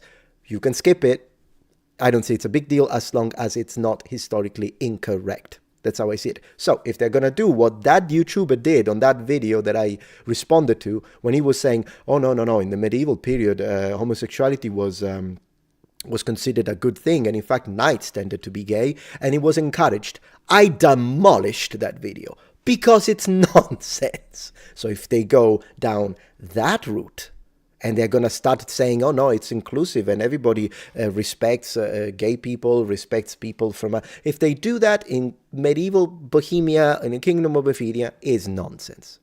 So I'm actually interested in in having more details before I attack it, right? Before I post a video and I put a massive word, they went woke, but did they? I don't know. And I don't like it when people overuse the term woke. And they call everything woke, me included. Apparently, me included. So, here is the thing. That's my take. That's how I approach these things. Okay? I approach them based on historical accuracy. Was Cleopatra black? No. Does that make me racist? No. It's just one of those things. With that being said. Yeah, I know. They called me the Wokatron. While the other guys were like the Metachud. I don't know. You pick. You choose the one you like, guys. It is what it is. It is what it is. But yeah. Anyways, let me read a little bit of the chat before we move into checking out these videos and see what they have to say. Let's see. Yeah, it's said in Czechia, but not in the 13th century. It's in the, the first one was in 1403, I believe. So early 15th century. It's possible the KCD2 is going to be set like in late 15th century, maybe. Yeah. Let's see. You're downloading KCD1 tomorrow. You should do it. It's great. I'll play it. But my grandmother, Cleopatra, yeah, exactly. That's such non-scientific and non-academic approach. It's insane. My grandma said, I'll make fun of it. I don't care about the backlash. You know me. I'll make fun of it. Grandma said. She was, goodness gracious. Anyways, let me see what have we got here. Historical accuracy is what matters. I agree, Greg. Absolutely. Absolutely. Particularly if it's a selling point. If it's Skyrim. It's Skyrim, but nobody ever cared about Skyrim. Gave you, I think there are plenty of games that are like fantasy and give you the options, like Dragon Age Origins gave you the option to romance the assassin, the wood elf assassin, but you can say no, not interested, and then he never mentions it ever again.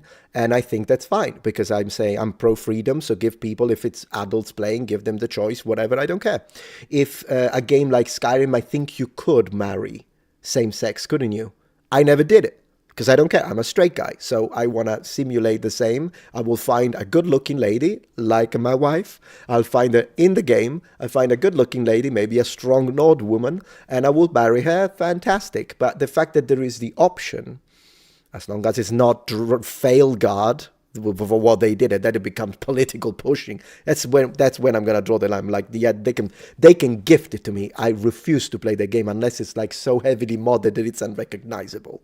Okay, so yeah, you could, it's fine. Exactly, and people didn't make this. Greg made a fantastic point here.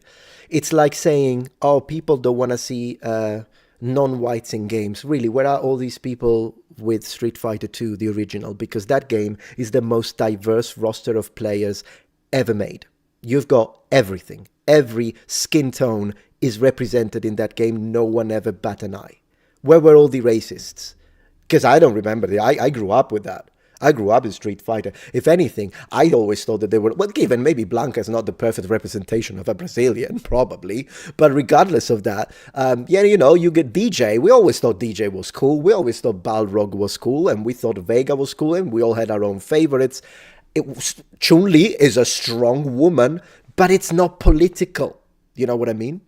It was different. It wasn't Failguard. With that introduction out of the way, let's see what people have to say. Yeah, when I say Balrog, I mean the boxer, basically Mike Tyson, clearly African-American boxer, right? Nobody cares. Nobody cared. No one did.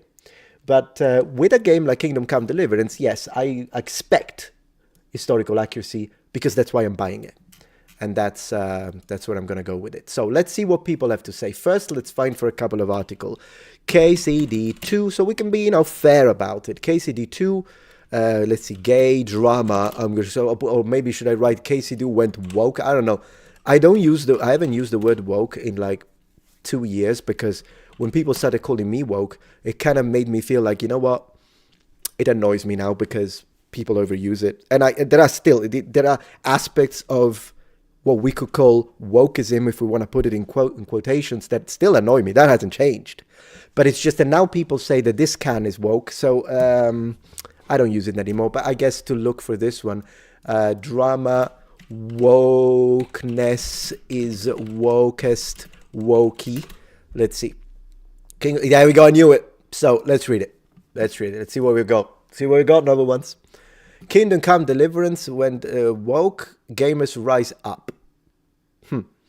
Kingdom, I don't know if this is forced wokeness. Let's see. Kingdom Come, but he's got the rainbow steam. I don't know. Kingdom Come Deliverance 2 reportedly banned in Saudi Arabia due to immoral scenes. Kingdom Come Deliverance 2 banned in Saudi Arabia. I mean, if they're banning it in Saudi Arabia, wait for them to see a cross in that game. Kingdom Come Deliverance 2 banned in Saudi Arabia due to unskippable gay scenes in story. But is it true? You know, before I am gonna attack a studio that I love, I need some proof, because this can be, first, I don't read Arabic, so I haven't got a clue. And urgent and official, Kingdom Come Deliverance 2 banned in Saudi Arabia due to unskippable, well, I'm out then, says this guy. And I mean, I get it. I mean, some people don't want to see it. You know, you can respect. I think it's easy for the studio to make everyone happy. We are all customers. The people that don't care about the gay scenes, the people that want the gay scenes because they're gay, or the people that do not want to see the gay scenes, these are all customers. So how about you make it skippable? It's easy. You know, you're playing and you do, gone. Or you can, you know, you can also fade to black. You can make it like, I don't think this is going to be corn, right? In games, it's not like that anyways. So maybe they can do it in a way that we understand that these two characters spent the night, slept together for storytelling purposes, but it fades to black. We don't actually see it. Don't care. Turn off the monitor, says that's fine. I mean, I guess, but I think people would do it out of protest at that point, which once again, it's their choice. If you are the buyer, you need to be happy with what you're buying. Okay, so I'm not the kind of guy who's like, oh, you don't want to see the gay scene, then you're a homophobe, whatever the heck. People don't want to see it, people don't want to see it, I don't care. Personally, I'm not even into straight sex scenes in video games. Because, I mean, if you want to see that, you can Google anything you want. In a game, I prefer it when it's allured. I prefer it when it's, like, understood from context. Or maybe you can see that they are starting something, but the camera is oriented in a way. But that's how it's usually in games anyways, isn't it? There is always Baldur's Gate 3, you say. Yeah, some people were complaining about that one that had to do with bears and animal stuff, which was a little strange, to be honest. This is a pro-woke Reddit. Oh, is it subreddit? Oh, so they're complaining about it, maybe. Let's see. This guy says, I'm buying for gay sex scene and then getting a refund. What the heck? Right. Okay. So, well, Reddit is disgusting as usual. Let's see what else have we got. Accused of hidden woke. Well, you know what? I kind of want to see. There we go. What have we got here? View community. The first KCD quickly became one of my favorite games. I just love the scenario and atmosphere and story. Same. And the game is also fairly realistic in a lot of senses after reading. Okay, I am now worried that the second game might be going through that diversity route. Well, as I always like to say, the Kingdom of Bohemia was absolutely diverse in the medieval period, but diverse in the sense that you wouldn't just have people from Czech Republic or the Kingdom of Bohemia. You would have Italian, you could have a Genoese, you could have a Milanese, you could have a German. Plenty of Germans, in fact, in Bohemia in that period. You could run into a couple of French. So that it is diverse. It's just that the kind of diversity in the modern sense, in the medieval period, you would mostly find it in coastal regions. And unless it's like, maybe if it's a scene in Prague and they have a university or like a trading market, but usually that kind of diversity, you got to set it in like some kind of, like coastal city. Possibly in the Mediterranean, then sure, you'll have certain level of diversity. Like if it's set in Northern Africa, Sicily is crazy. Sicily, depending on the period, you get the Norsemen, like the Normans. So you can have like blonde guys with blue eyes, but then right next to people that are clearly Mediterranean, like with dark hair, maybe light skin or tanned skin, but dark hair, kind of looking like a bit like Greeks. And then you can have Africans because it's very close. So Sicily in the medieval period would be a very diverse place. People don't mind. Still, the majority would be European, but as I say, the people in power are the Normans. You'll have a bunch of Nordic types. So I think that if they want diversity, that's what they got to do. Historical, plausible diversity. Because no one is going to bat an eye. No one is going to bat an eye. But if you're going to populate half of Scandinavia with Africans, or Asians at this point, I'm going to be like, well, set it in Africa. If that's what you want to do. Unless it's fantasy. If it's fantasy, to do whatever the heck you want at that point. Make dragon people. Sometimes fantasy annoys me when they still do it for political propaganda, because I don't think politics belong in games.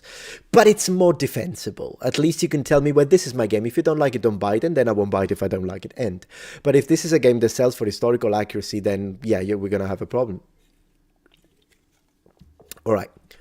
Dude, there are like 5 topics on this first page about diversity and wokeness. Why the heck did you all decide to create another one? Well, Vitya, on the same note, if you don't like it, don't click it. People are free to speak about whatever the heck they want. Yeah? Freedom of speech. So, you do not need to worry at all. If you enjoyed KCD 1, you would like KCD 2. Did the developers speak about it? Did they make like a statement or something? Because, I mean, rather than listening to Redditors, I'd be more on both sides, by the way, on both sides. Because then there's going to be all the people that are going to say, oh, the homophobes are out of the caves, blah, blah, blah, blah, blah. And then what's that helping? That's not helping anyone. If you can't put people who are just concerned for historical accuracy, but, you can't put us in the same group as people who are actually hateful and and they would like to burn homosexuals at the stake. Like, you can't put us on the same group. That's what pisses me off with far lefties. But when it comes to alt-right guys, it's also so toxic that it's also something that pisses me off. Woke, and that kind of stuff. So it is what it is. But I'm not too worried. But I want to know what the developers said. So, from a moderate take, what did they say? Warhorse. For a laugh, I'm kind of curious to see what Melanie Mack said about this, because Melanie Mack is out of her mind. So I'm kind of, sometimes it's just, I'm curious to see it, but maybe I'll watch it offline. Just out of curiosity. Warhorse, she's gonna lose her mind over this. Warhorse Studio. I'm a much more moderate Christian. Warhorse Studio statement on Kingdom Come Deliverance to wokeness gay. Let's go. I'm gonna get demonetized with all these words. Man, I haven't said the word woke so many times in a row. I feel like it's making my head spin. I haven't used it in so long. I know Shad uses it a lot. Shad is my friend. He'll always be forever. But man, that guy, if we could quantify the number of times he says the word woke, is I get it. It's it's his freedom. I don't have a problem with it, and yeah, not a problem. I'm certainly not gonna stop being his friend just because he uses a word that I try not to use personally. Locomotion. Metatron once said that if Sicily had a rocket engine installed in the case, it works, so it launched itself into space and became. When did I say that? Yeah, exactly, Adam. I trust the developers that they know the game they're making. I agree. Also because, I mean, unless they sold the shares and now there are shareholders that are pushing stuff, I just can't see the developers at KCD, the Warhorse, actually hiring. What the heck is that now? What's the name of that Sweet Baby Inc? It's just not gonna happen. I mean, maybe it's just me. I don't know. I woke up for Switch 2 bad. I woke up. Kev, you can't say woke up. You have to say I've been awakened. Do not say woke up. Or some people will be like, he said what? I arose. Yeah, I'm gonna say arose from now on. I'm gonna say arose. I like Shad. Shad is good. Shad is fun.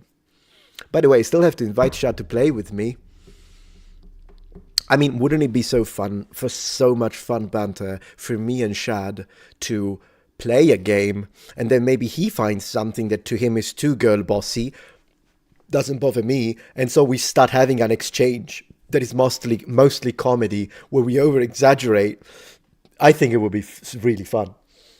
I think it would be, and then we'll find something that instead we both agree is complete nonsense. But I think probably quite a few times, because he has a woke meter, right? And I guess I have it too, up to a certain extent, when it's in combination with historical accuracy, which is why I don't care about Princess Peach having jeans or pants. I don't care about that, since Super Mario is not historically accurate, but I do care about a Kingdom Come Deliverance. I do care about a game with whatever the heck, samurai and then that kind of stuff. So, yeah.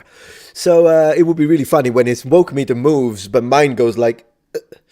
and so we start talking. That would be a fantastic video series. I think it would be and also a way to show how people who don't necessarily overlap 100% when it comes to what I want to call social aspect of politics, because I think when it comes to the economic aspect of politics, actual policies, I don't even have a clue what Shad thinks, but we're really focusing on the social aspect of it. I think it would be a good way to show, guys, this is how you talk without stabbing and strangling each other. This is how adults talk and disagree and agree on various elements that pertain to the social sphere of on whatever the heck. I think that would be good. Yeah.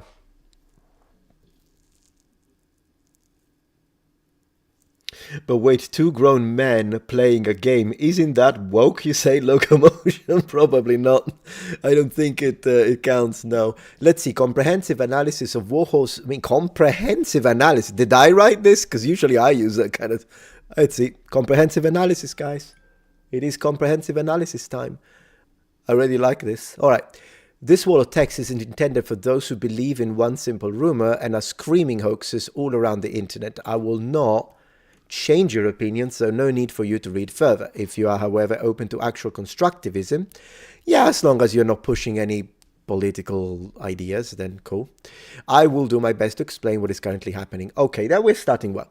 A black character in game, a gay romance. Okay, both things. Let's see. I think I found it. Let's go. Backlight in game. Considering many screenshots and some info from people actually playing the game, it looks like there truly is one and only one black Moor. Okay. Not all Moors were black, but some would have been black. As I said on my dedicated video, I had a disagreement with a content creator that belongs to the community that we usually refer to as Afrocentric. He kind of made a response to me. We made a few back and forth. He believes that all the Moors were black.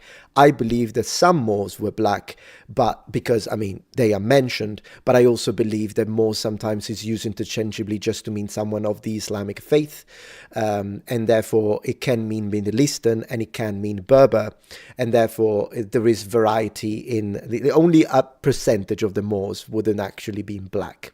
So if you have a black Moor, it's fine. What the heck are they doing in the Kingdom of Bohemia? I don't know. You'll have to write it in an exceptional way. But as long as you don't put a situation where every 3 people, one is black, one is Asian, and one is maybe white, then you're going to have a problem with me. But if there is one single black more, I mean, let's see. Who was invited to services of Sigmund's side, the bad guys, as healer and alchemist in its army. So he moves with it, not staying in one place. It is not, however, true that he is feminist and preaching agenda. Are they saying that? Like, could you imagine feminist agenda pushed in the medieval period? Gets you burnt at the stake in 15 seconds, mate. Women need to vote. I mean, women need to vote is not even... Well, it is a feminist idea of the 60s, of the 50s. It's not like... Right? But apart from that, imagine like the idea of equal... I don't know. I don't even know what feminists are saying. I'm trying to think like what the red hair. I remember her at one point. So yeah, okay. So well, that's good, I guess, that we don't have a medieval feminist agenda, because that's it's an oxymoron. That's like you can't even put the two things together. Anyways, Henry's apparently really puzzled about him, and he never saw anyone like him. Okay, well that's good. Well, you see, if that's how they're doing it, I think it's good. It gives us a perspective from people in period, because the level of ethnic homogeneity, how do you pronounce it? Homogeneity? I don't know how to pronounce that word. It was very ethnically homogenic, this area, in Europe in general, but this area specifically. So it would absolutely make sense if that's the reaction of a character to a black person. Depending on which section of Europe, by the way, because of course interactions in Spain, the Iberian Peninsula is a different situation. And as I was saying, in Sicily would have been, I mean, Sicily is very close to Africa, as I can say, since I was brought up there. It happened to you in parts of Japan? Oh yeah, for sure. Imagine in the medieval period.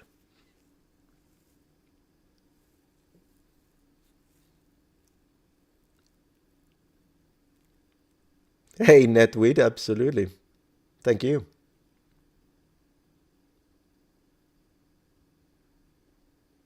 Okay, cool. Oh, it's early in the morning in Ireland, JT?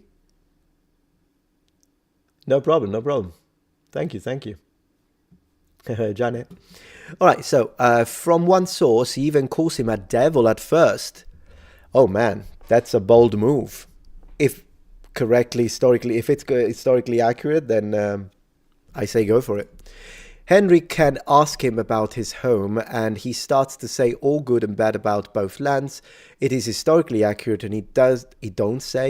Oh, come on, don't do this to me. You said comprehensive analysis. I commended your vocabulary. Please, he doesn't say which country is better, only that those are two totally different lands. Good. So basically they're saying this to mean like there is no pushing that Europe equals bad, which is something that does happen a lot. For instance, try to ask ChatGPT, maybe Gemini AI more than ChatGPT. Did you know that? I actually tested it. If you ask Gemini AI, should I be proud or can I be proud of my Asian ancestry? It tells you absolutely you should totally be proud of your Asian ancestry. If you ask Gemini AI, should I be proud of my African ancestry? It will tell you, of course, you should be proud of your African ancestry. I'm like, okay, cool. I have no problems with that. But if you say, can I be proud of my European ancestry? Or even if you say white, it will say, no, that's problematic. You should be very careful how you speak. And I'm like, why? Why? That's what pisses me off. I'm for equality. I'm for treat everyone the same, not the people that design these kind of answers, I guess. That's really annoying. And it's like, it's two wrongs don't make a right. It's as simple as that. Treat people right. I mean, I don't have a problem with... it's just like when I was reviewing that Canadian university, and it was actually giving instruction to his students with the University of Waterloo to spell black with a uppercase but white with a lowercase. I don't accept that. I will never do it. But I would fight for the opposite. I would fight for a university that tells me, of course this wouldn't happen now, it would have happened maybe in the 20s, but I would fight against a university that says white uppercase, black lowercase. No, it's both uppercase, both lowercase. It's as simple as that. Anyways, so far so good. And totally different cultures, totally contradicting woke agenda that there are same people everywhere. Okay. His preachy line is intentionally cut out of context, as Arabians even now consider themselves to be better to women, as they are saving their chastity. Bigger pictures, no preach at all. Okay, I don't know what he's talking about. I cannot confirm or deny this, but even I heard that you don't need to befriend him. Okay. Apparently for his scholar, he's ostracized and is prime suspect of some crime, which in the medieval period would absolutely be, yeah. And particularly also, maybe even more than color, his religion. If he's Muslim, medieval Europeans would really dislike him. Henry, no, he didn't commit it, but you as a player can actually claim you have proof that he did it, intentionally executing him. If that is woke in your eyes, I don't know what not. Good point. So, yeah, okay, that's good. That's so this, if this is all real, then yeah, the black character in the game is not a political woke move. It just isn't. Thank you, Greg, for the donation. Mother side family Jewish, father side Christian. My wife is Asian Muslim, and no one is arguing or refusing to talk to each other. Well, that's wonderful. Our Christmas and other celebrations are just amazing. I love my family. That's very nice to hear. I love that. It's all about being adult and respectful. Yeah, I only hate the people that are hateful. So if you come to my country and you insult my people and you insult my religion, I'm going to have a problem with you. But if you're respectful, the simple fact that you have a different religion from mine, it's your freedom, man. And if you're a decent person, that's what I care about. Are you a decent person or are you a hater? That's all I care about. If you're a decent person, you're a good man, then I have no problems. Whatever you choose to believe is your choice. Yeah, that's how it is. To me as well. But if they do come to give trouble, then yeah, kick him out. It's just as simple. That's how I see it. All right, gay romancing game. Let's go. All right, at first, game is not yet banned in Saudi Arabia. Okay, as of now, you can buy the game without problem there. If it will be banned in the future, who knows? But it is banned for indecency. Is that how you write? Is the indecency? I don't think so. I don't think that's... Okay, I'll stop with the grammar. N-A-Z-Y. Okay, the guy was typing quick. Nothing more, drinking, sex, getting naked, even swearing. Yeah, well, okay. Everything can be considered indecent. Sure. Well, to be honest, this will never happen in my house. Like, literally. Never. This happens a lot in the evening. Between, But, yeah, if someone were to, like, as I say, I've got family, I have friends, I have no problems against atheists in any way, shape, or form. Once again, we're all children of God. But if someone swears at God in my house, you're out of my house in 15 seconds. Same way, if I come to your house, I won't preach to you. It's one of those things. So yeah, you put this in a game, I'm not buying the game. But I'm a Christian. So if you're an atheist and you don't care, you want to buy it, buy it. I don't care. Everything can be considered in this. Okay, there are gay characters though. There is a gay antagonist in first game. I don't remember that. And he will be in second game also. Okay, probably English is not his first language, so I'll stop making fun of the grammar mistakes, okay? And spelling. If it's not his first language, then I will stop. It is also possible and hinted by some sources. Can you guys confirm that in the first game there was a gay antagonist? I do not remember this. And I played until the very end of the game.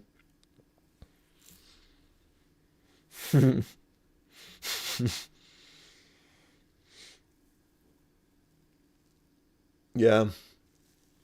It wasn't confirmed that the guy was gay, but it was hinted at that he may have been. In the first one?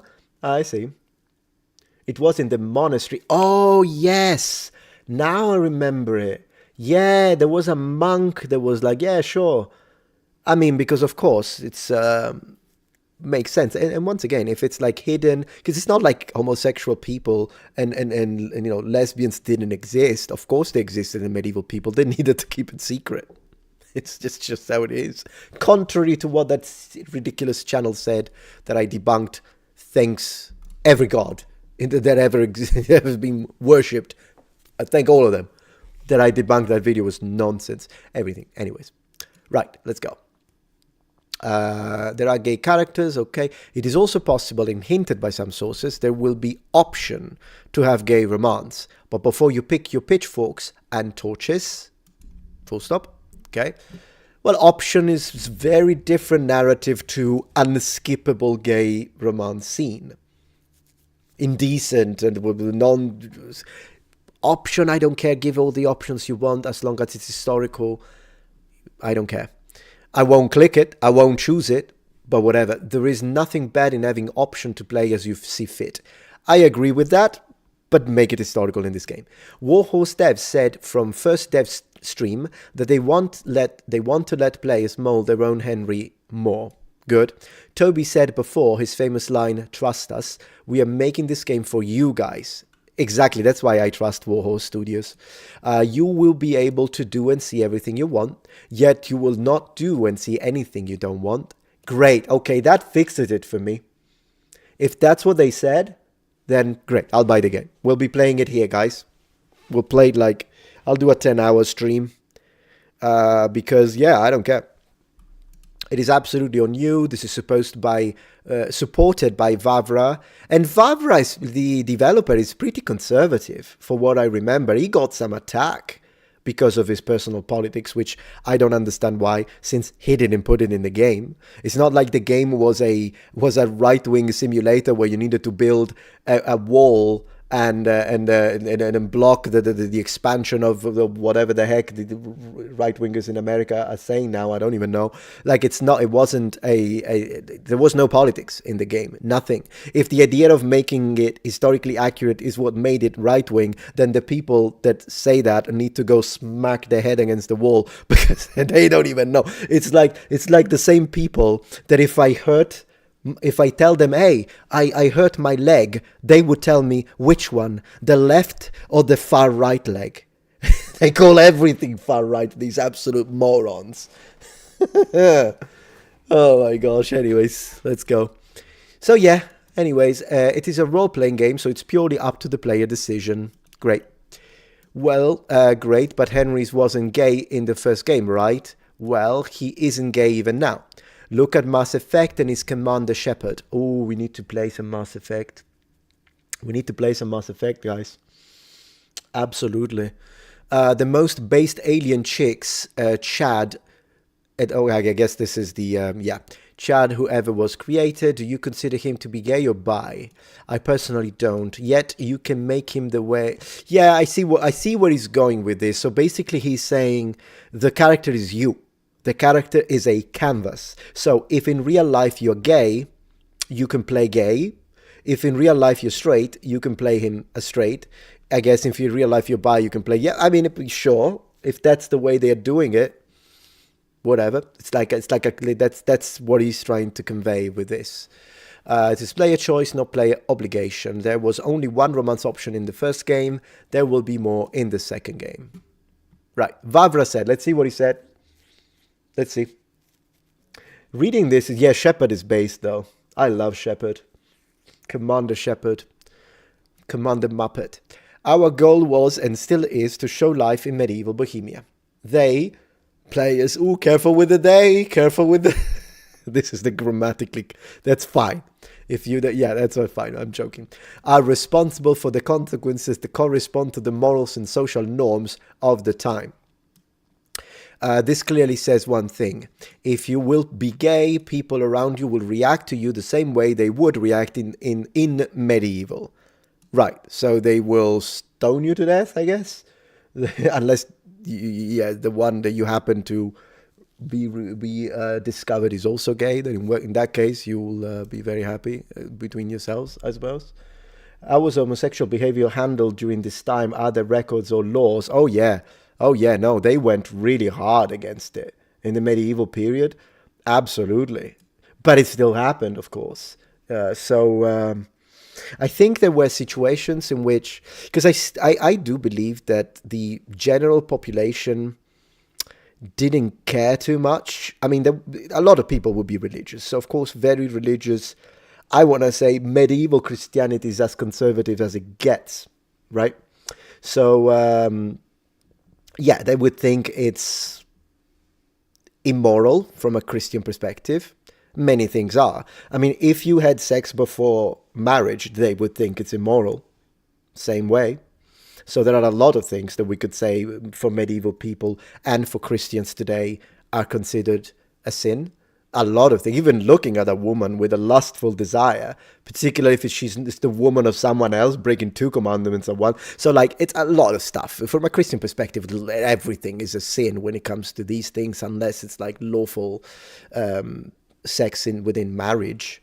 And so there's that. I guess there are different degrees, but I wouldn't put fornication low in the thing. It's pretty high, but people do it in a day and age. Anyways, yeah, so interesting. I could make a video if you want about how homosexuality was seen and what records we have in the medieval period, because you know me, I would just tell you how it is. I wouldn't push anything. If you are in Czechs, you don't know Vavra really well, but believe me in something. Vavra is one of the most right-wing controversial person in media space. I disagree with this. So probably the person writing, is he left-wing? I don't know. But I disagree with this. I think it's just a right-winger, but I don't think he's one of the most right-wing. When I think of most right-wing, because I don't overuse it, I'm not thinking of someone who is like, for example, I believe in the traditional family. So I imagine that's more of a conservative take, but it's a moderate conservative take. Also because when it comes to how you want to live your life, I'm very pro-freedom. So when it comes to that, I'm very centrist in the sense that if you don't want to live the traditional family, it's your life, mate. But for me, that's the way I'm going to teach it to my kids. I'm going to raise them in the Christian faith, and I'm going to raise them with the idea of marriage is the source of happiness, is the core of the family, is the foundation of civilization. I believe in all of that.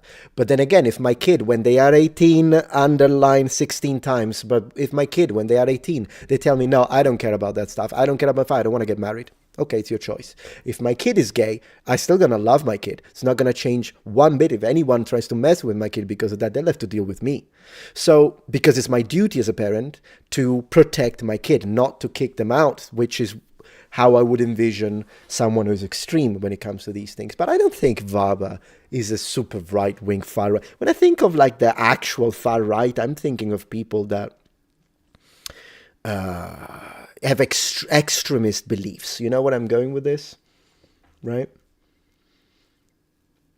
It's like when not stuff that is like the traditional family. To me, that's just whatever. Anyways, I don't know. Maybe I should read some of his takes. Perhaps I haven't read some of his takes, but if he himself placed a gay character in game, which he said game is exactly how he wanted it to be. So if there is a gay character, it is his decision. Well, it's not like it's all up to him, though. Let's be real about this. It's he's one of the founders, but it's a massive team. But yeah. So yeah. Yeah, that's correct about Shad. Yeah. Just kidding. You say, yeah. Yeah, anyways. He did it probably just troll lefties by showering them with in-game insults and punishments and rage baits and his classical hobbies. No need to search for them. I haven't got a clue what he's saying here. His English is breaking a little bit. I really don't know what he's saying. Plus, I know I myself brought up a little bit of politics into this, but I don't want to focus on the politics. I want to focus on the historical accuracy of this game, because as you know, my audience is very varied politically. I know I've got people that don't care about politics. I've got right-wingers, left-wingers, centrists. I've got it all, up, down. It's fine. Whatever you are, it's your choice. I don't care about that. If you like history, you like gaming, particularly on my gaming channel, because now I'm multi-streaming at the same time on Twitch and Metatron's Protectorate. You like games? Great. Everything else, I don't care. Atheist, religious, life, light, up, down, to center, you're welcome. You like games? No problem, mate. As long as you're not toxic, that's all I care about. All right, so in the end, we still didn't even get 100% confirmation about possible gay relationship. We know, though, there will be more options to romance. It is also entirely possible the gay relationship will be part of some quest where we will be able to decide what... Yeah, they're going to do it, right? They're not going to make it... They're not going to make Metatron's Protectorate a woke lair. No. But yeah, so they're gonna do it like this. They're gonna make it historically accurate because they know they can't do that, and they're gonna make it a player decision. So if you don't want to deal with that, if you don't like that kind of stuff, which is, by the way, you're right, you don't have to. But if you like that kind of stuff, click away. What will we do with that similar to women lot? For those who don't know, in women's lot, I don't know what that is. You can send innocent woman to Inquisition just because she has opinions. You can, of course, also save her, but it will totally up to you. Again, this is such a vibe. Okay. Right. So in the end, will we get forced and skippable gay cutscene? Definitely not. All right. So it's not a problem. If he's right, not a problem. I really don't care. Just make it historical, mate.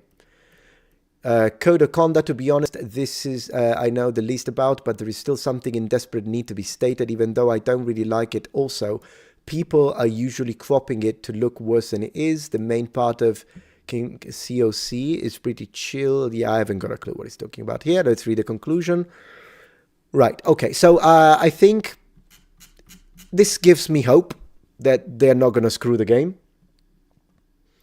Yeah, I think we're going to be okay with the game. I'm kind of curious to see what YouTubers are going to say. Let's watch like 60 seconds per video of a few YouTubers. KCD 2, let's do woke drama. Yeah, let's see. So, it's Endymion. It's Endymion. I know he's pretty right-wing. Sometimes I do agree with his stuff, by the way. I don't care if that gets me cancelled. But I think he did overreact when it comes to Ghost of Tsushima 2. I think he overreacted, so that I thought he went too far. I haven't watched much of him, though. So when I say sometimes I agree with him, like once I saw a post of his. You saw his video? How was it, Jonathan? Is he overreacting, or is he making good points? What do you think? He showed the whole scene. Seriously. How does he have access to it? A leak? They say this looks really bad, and we see the transgender flag. Transgender flag. Gamers deserve answers now. Wow, we've got a lot of videos here.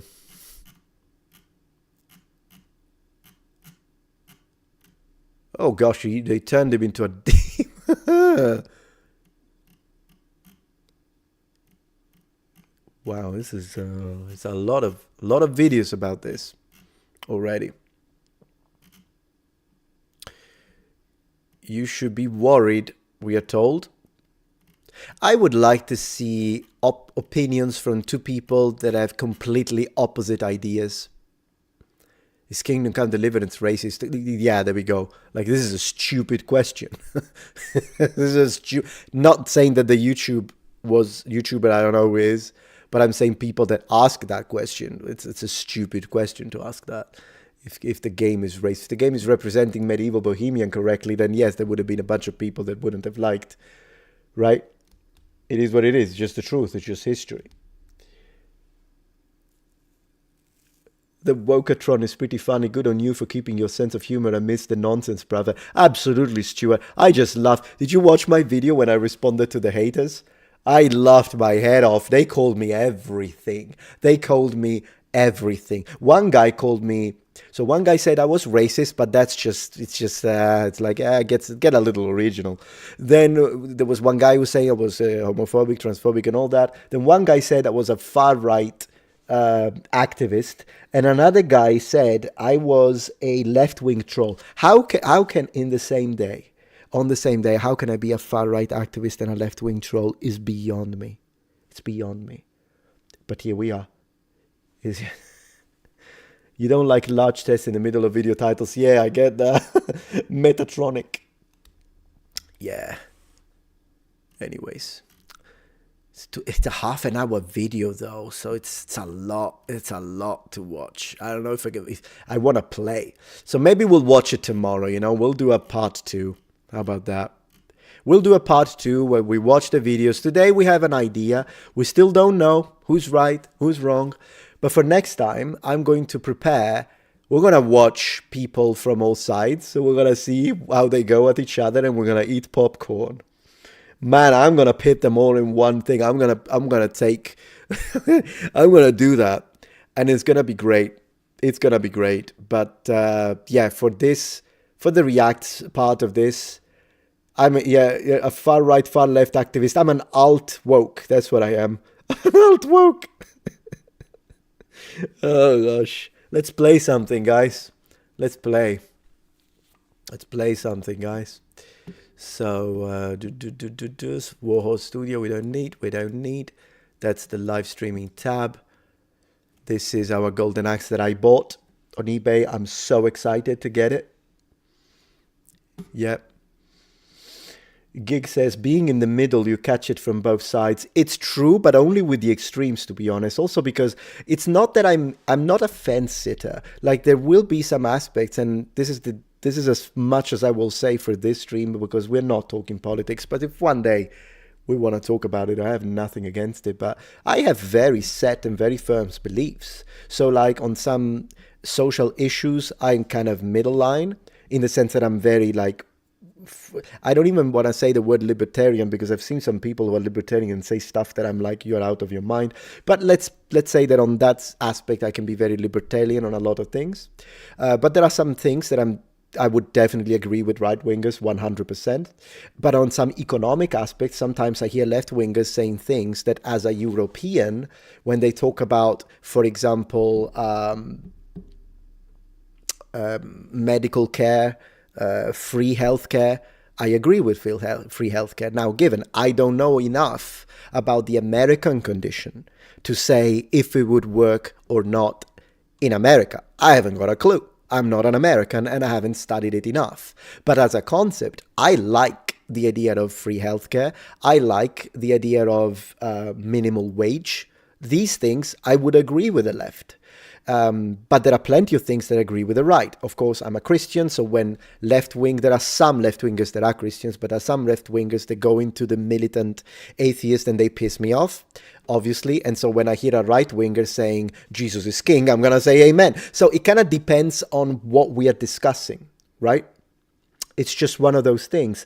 So that's why I don't like to get the full package, and I prefer to sit down. And when you tell me, if someone starts preaching anti-white stuff, I'm gonna be like, that's nonsense. Get lost.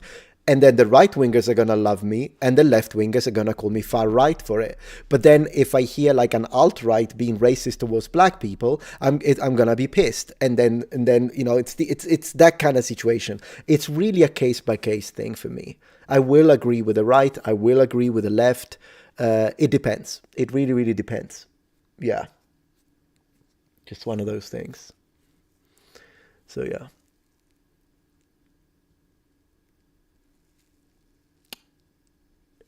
Greg says, gamers proved that even if they are right or left, they can support each other when it's about lashing on Elon Musk about Path of Exile 2. Oh my gosh, that situation.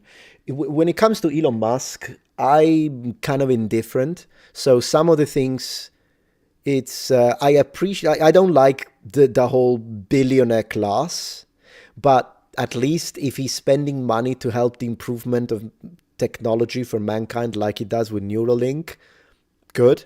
I prefer that at least the money is diverted into something that can help us all. So good. I like that.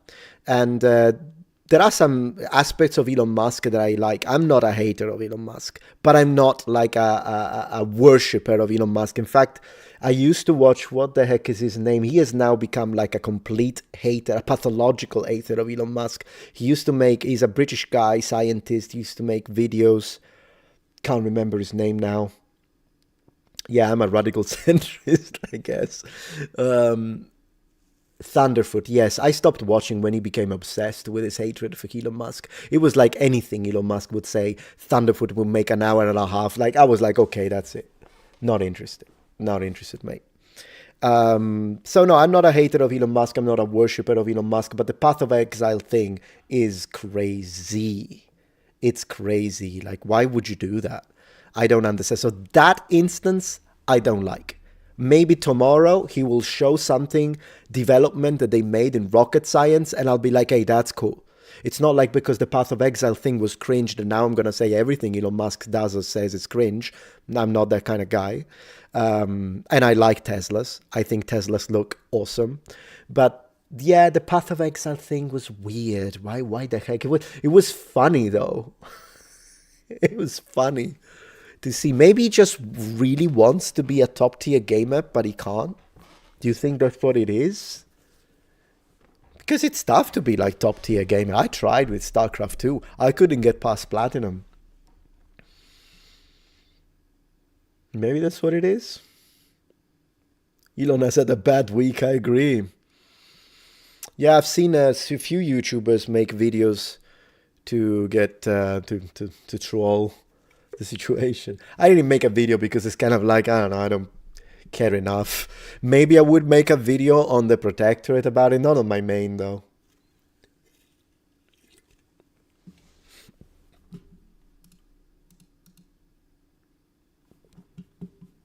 Let me put myself full screen. Yeah. Okay, let's close the comprehensive analysis. Man, I love that wording. I use it a lot in my videos. Maybe I use it a bit too much. I do provide comprehensive analyses, though, so at least it's not fake.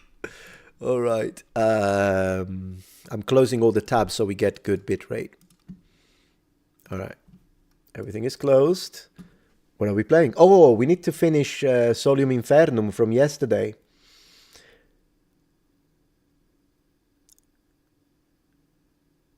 Baris Lipa says, if I had infinite money, then I don't care about anything anyone says. Well, he doesn't care about whatever. Well, I guess he does care, though. He does. It must be a personality thing. If I had that level of money and I was as busy as Elon Musk, maybe I would buy like an account that I know I can't grind, but I want to play the end game because it looks fun. I would just admit it. I don't think there is anything wrong. I mean, he probably paid these guys well, so they worked, they got money for it, and they leveled up the thing. I don't think there's anything wrong with it. It's like when people... I hate pay to win, but if it's not PvP, I don't particularly care. Yeah, let's start the game. Steam, and I'm going to turn this off because the light is getting a little bit on my head. Solium Infernum, let's go.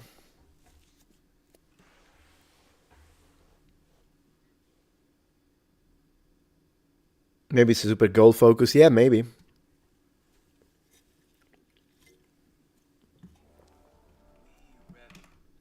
Okay, so let me share the screen one moment. So let's do video capture, top right, Solium Infernum.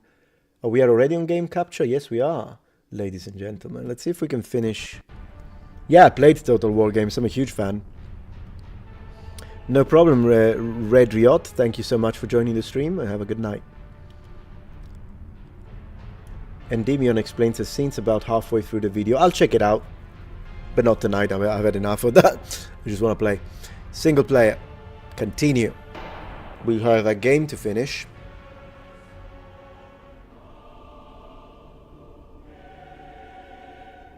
Have you tried Dark and Darker? No, I haven't tried it. How's the music? Loud enough? Okay, so where were we? Let me see. So yes, we had just risen.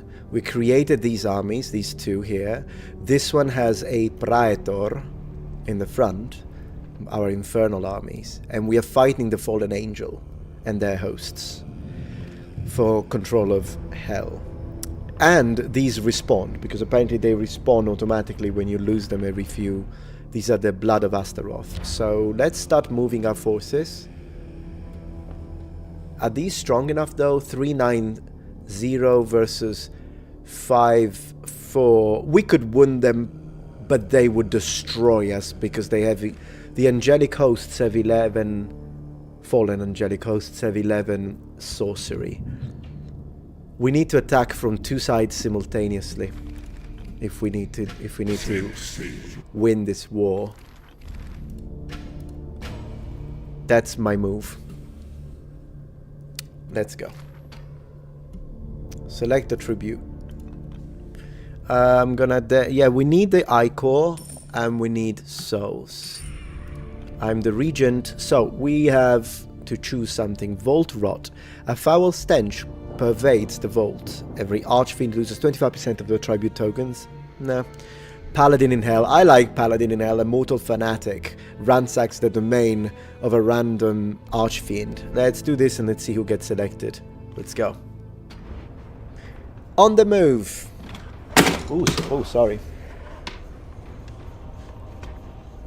I knew I would have dropped this. Our forces move into Fallen Angel territory. If you missed yesterday's stream on this, I will put a full gameplay of both streams on Metatron's Protectorate on YouTube.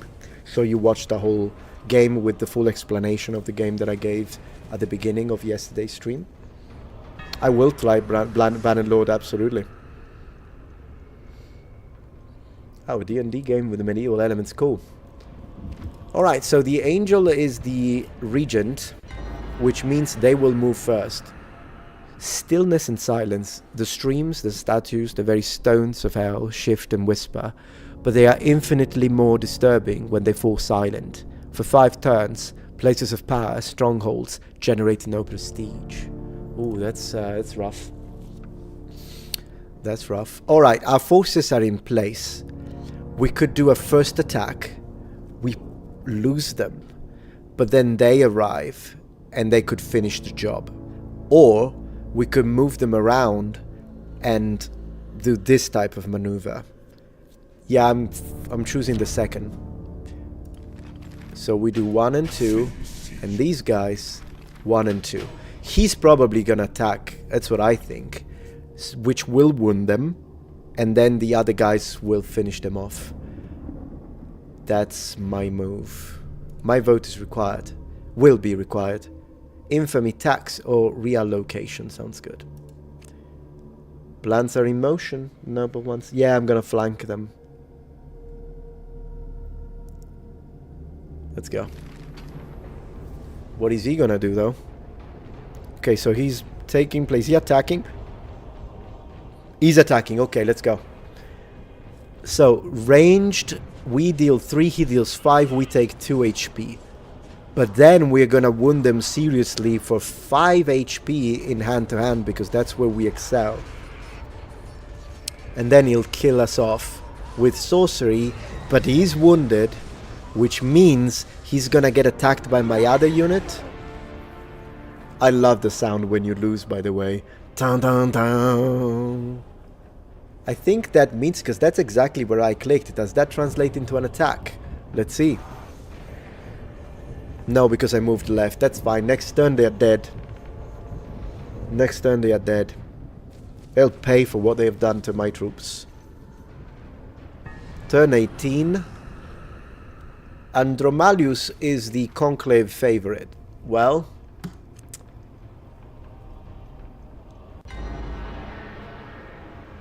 Daxwell says, brother, change game. Why would they change the game? I love this game. Alright, let's attack them. Let's go. Alright, so I'm declaring the attack. So they are very wounded. They have 2 HP. My forces would take 5 damage from ranged, and then they would kill them off in hand-to-hand just barely with the Vorpal Blades. I'm good with it. I'm fine with it. We can always heal, but that's what we need. So let's do that. Let's give the order to attack, and then I'm going to, let me see. So the order, yeah, that's the order. Why is he not doing it? Oh, there we go. And then, oh, you meant in that, sorry about that. You were just trying to help Daxfile, and I completely misunderstood. So I apologize profusely. Let me do that. All right, let's do Solium Infernum Metatron. Okay. And let's do it. Solium Infernum. Yes. Thank you for that, Daxfile. Very much appreciate. Yeah, he did mean that. I completely misread it, Frederick. Very Muppet of me. What is this game? It's called Solium Infernum, and it's a strategy game set in hell where you play as an archfiend or a fallen angel, and you try to take control and become the king of hell. Alright, so we declared that attack. Second, we don't really need support troops at the moment. So I'm gonna look into diplomacy. Let's insert... Let me think. we are going to... Lilith is not doing well, but she was never opposing us too much. Murmur, however, scares me a little bit. But Lilith is nearby. Lilith, I demand that you give me these resources in accordance with hellish law. Confirm. Now, for those who don't know, if she refuses my demand, then I can declare war because she insulted me by refusing the demand. Something like that. And these are my orders. Let's see. Finish them off. Let's go. So first they will hurt us with ranged. Almost kill us in fact. We only have 1 HP. Look at that damage. But in hand to hand, we have one more of them, and that's enough to finish them off before they can cast a spell that would have destroyed us. Or no? Why? Why did that happen? I do not know why. Why? Hand to hand happens before. Did they have a bonus? That is so strange, guys. I don't know why we lost that battle. We should have won it. Their hand to hand was 4, and our hand to hand was 5. We should have inflicted 1 HP, and they should have died. That does not make sense. Well, I'll attack them with my other guys, but still, I do not know. It was a good plan. Teleport. Can I attack with a teleport? No, but we'll teleport here. And yeah, we'll do that. Damn it. Yeah, but they'll kill them then. If the fact that they should have... This is really annoying. Let me give them a Praetor. Oh, I don't have it because it died? Holy moly, we're not doing well. I really don't know why that happened. Let's have a look at the bazaar then. Troop-wise... Chains of Torment, too weak. Maybe this. How much? 9, we have it. We always need 1 Ichor, damn it. It's only 1 Ichor that we need, and we can buy these guys, and they have 8 ranged. So let's get that Ichor. Alright, let's see what they do.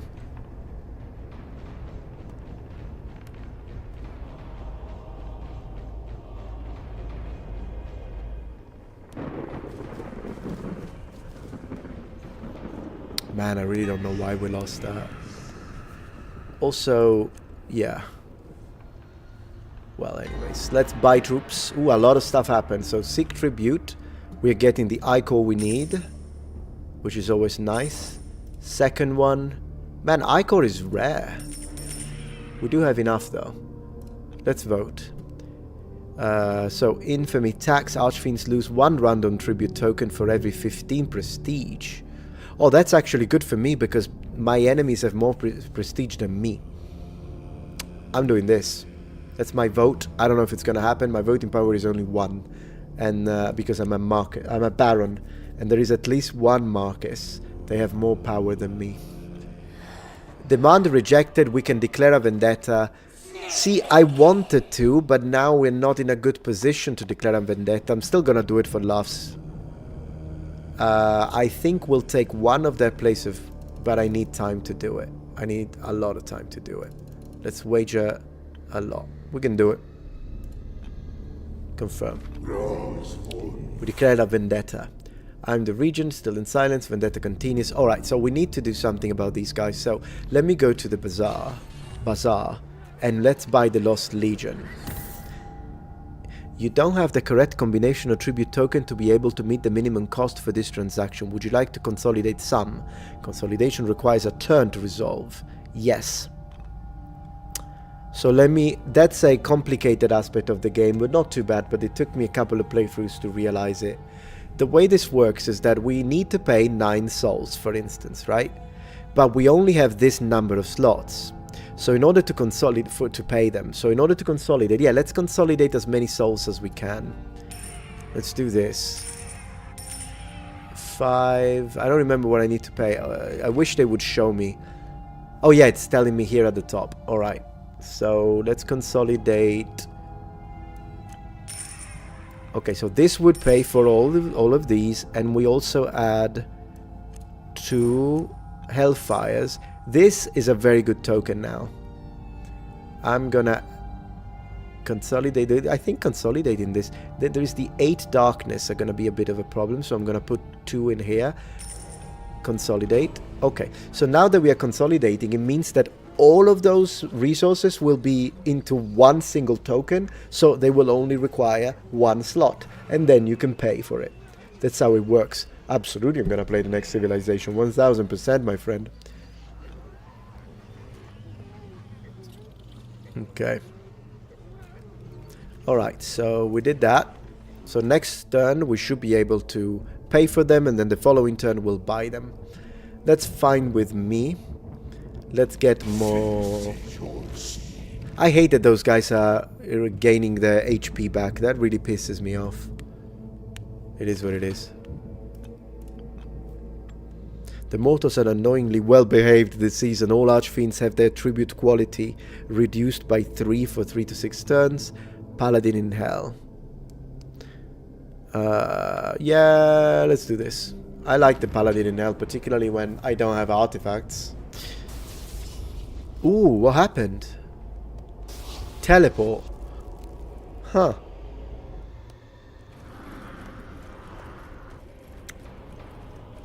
They healed 1, yeah. I know, it's because when you locate them near a place of power, you heal 1 HP per turn. That's how you heal. I imagine there are artifacts that allow you to heal, but that's the regular way to heal. We only have 4 turns left. Yeah, we're definitely not winning this game, but I'm having fun. It's fine. We'll learn how to play it properly. Okay, give me this and this. Let's get that bazaar. So we want this. Place bid. Still? Are you sure? Let me try it. Why can I not pay for it? So we have the consolidated one, which is this, which look, it already pays so much. Is it the darkness the problem? Let me see. And then Ichor. Oh, the Ichor is all scattered. Yeah, Ichor would take 5 slots. That's why. Yeah, we can't pay for it. Man, that's so annoying.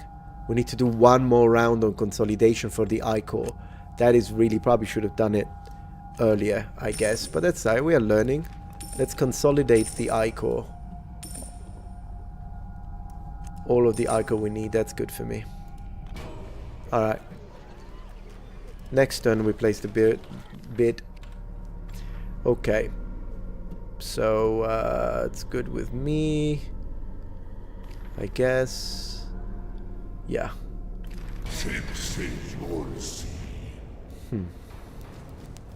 I think next time I want to play as the angel.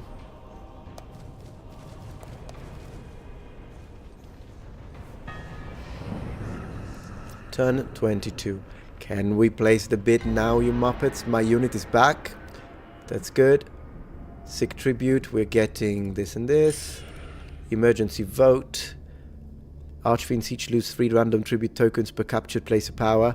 Oh, that's good because I only have 1. Mercenary levy. I'll do this. I vote for this. Okay, so bazaar, please. Yeah, now we can pay for it, finally. Alright, so boom. Where is the Ichor one? Just made it. I'm looking for the Ichor. I can't see it. I know it's here. Oh, 5 Ichor, boom. Then we've got to pay the darkness. Yeah, and then that's it. That pays for it. We'll have a very good... The Lost Legion is a really strong one. Doesn't have special abilities, but it's pretty strong. As long as you don't arrive to the magic and you deal all your damage first, and then they don't swap it with some weird stuff, like sometimes they can, then you're fine. Can we also buy... Do we also have enough to pay for a Praetor? Because we lost one. 9 souls, 13 Ichor. You're out of your mind. Oh, this we could pay for. No, we can't. 4 Ichor. We need Ichor. Never mind. Alright, so I'm just gonna... Let me see how strong... with these guys, we would lose them. They are fully healed. Can't do anything right now. Could I attack these guys? No. Can I not attack them? I thought I was in it. Did it finish already? Let me see. Oh yeah, I could attack them. Woohoo, that could be fun. How strong are they? 0, 3, 5, 7 HP. 9. Okay, we should kill them. I'm gonna try. Go for it. Let's see some battle. And that's good. Let's go. Let's see this battle. Let's go. Alright, so we start with ranged and we deal 3 HP.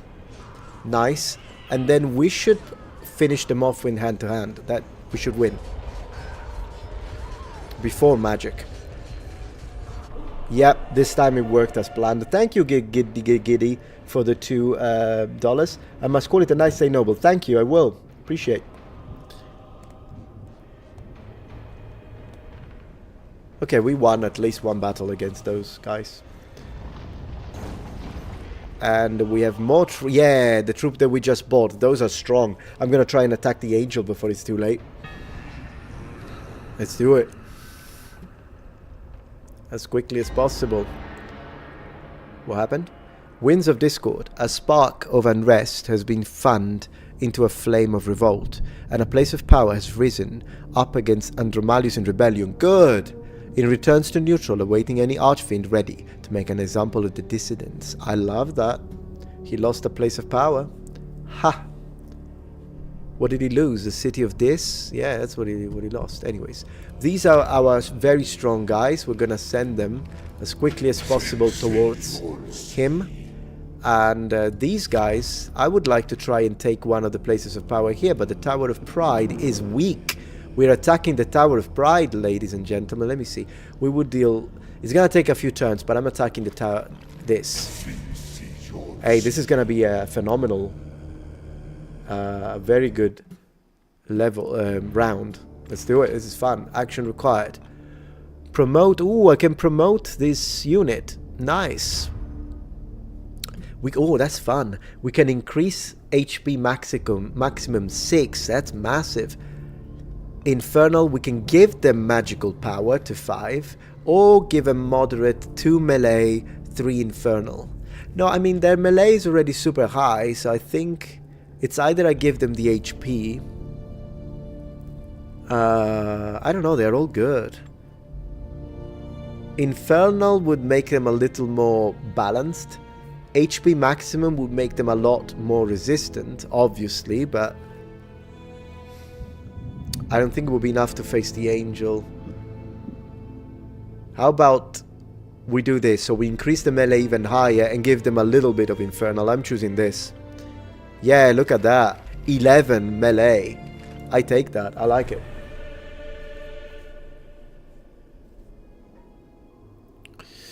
Right, let's go. Let's see what happens. So our forces are going towards the fallen angel. These guys attack. And we level them up. So 3 versus 3 ranged shouldn't do anything. But then we'll deal a lot of damage with the hand-to-hand now. Look at that. How much? Yeah, I mean, 7 HP of damage. And then we only took 1 HP with the magic because we now have 3. Next turn, the Tower of Pride is ours. The Demon Murmur is moving in the north, is it? Okay. We actually had a pretty good, decent couple of turns here. I could win both Vendetta. Maybe that could give us a boost at the very end. Yeah, make the angels fall hard. Penultimate round. Let's go. Okay, so we are attacking and taking the Tower of Pride, that way winning the Vendetta against Lilith, which sounds splendid. And these guys, in order to win the Vendetta against the Angel, we need to kill the... yeah, I think we can. I wish we had a Praetor. We don't. Could we buy one? No, we don't have enough high core. Well, I'll try it. Oh, is it finished? Oh, the Vendetta finished and the Angel won. Damn it. Well, then I'm gonna attack this city. We'll try to take it and take some... How strong is... Ah, wait. How strong is it? 986 versus 986. 9, 8. That's... So they would deal 1 HP. They would lose 1 HP. Man, this is gonna take forever to take the city of this. Yeah, it's not... I might as well... It's a situation. Well, it's the penultimate turn. We can just attack it for the fun of it. Let's go. Event. In Fury and Glory. Wow, look at that demon. Look at that. A combat is especially glorious and bloodthirsty and worth triple prestige. I love it. That immediately. Let's go. Alright, so we are taking the Tower of Pride, winning the vendetta against Lilith. The name of this game is Solium Infernum. It's a fantastic game. I love it. We took the Tower of Pride.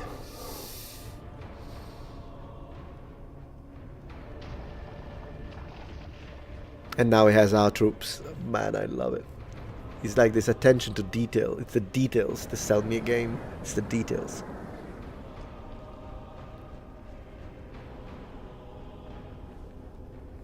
And now this is little futile attack to the city of Dis. They deal 1 HP to us. Then we deal 1 HP to them. Man, this would take like 50 turns to take them down. And then sorcery deals a lot of damage to us. So yeah, we can't even attack another turn. It's too strong magically for my troops. It's okay. Murmur Stronghold. Teleporting forces. It's probably supposed to be like some kind of late game, but I was at this point I would have had to have like manuscripts and good champions and that kind of stuff that I don't have.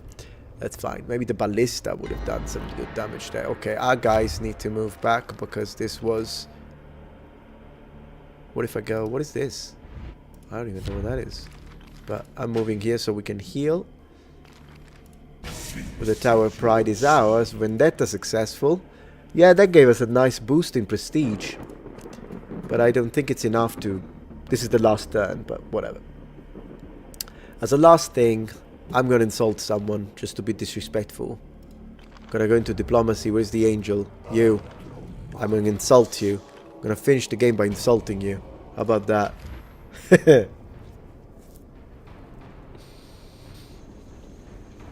They're attacking a neutral. Ooh, wow. What an animation. They killed it. Did they? No. 2 HP. Maybe they have no magic. No, I don't even know why they did this. But whatever. For fun. Fun is good. The Testament of Tyrants.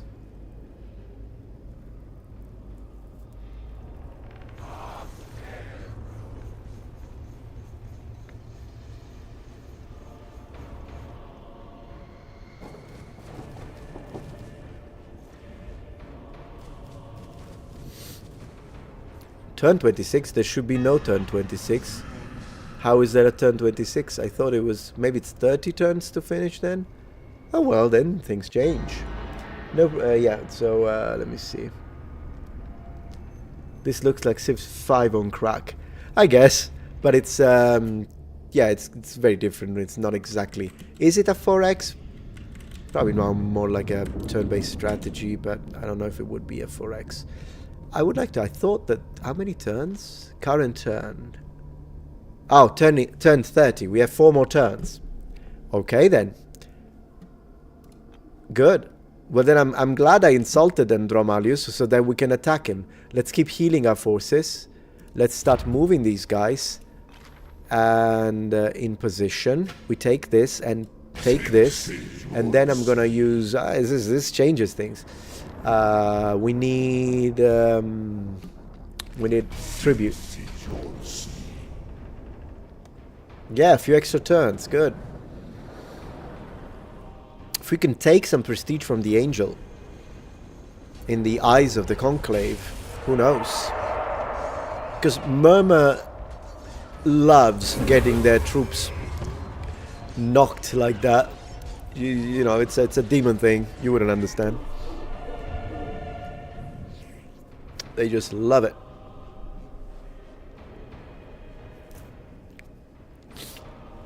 Okay. Member is expanding.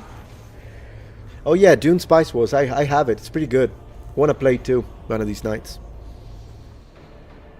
It looks pretty good, but the economic aspect is really complicated in that game. I kind of got a little confused. Okay. So those guys are healing. How is the tribute looking? Of course, no freaking Ichor.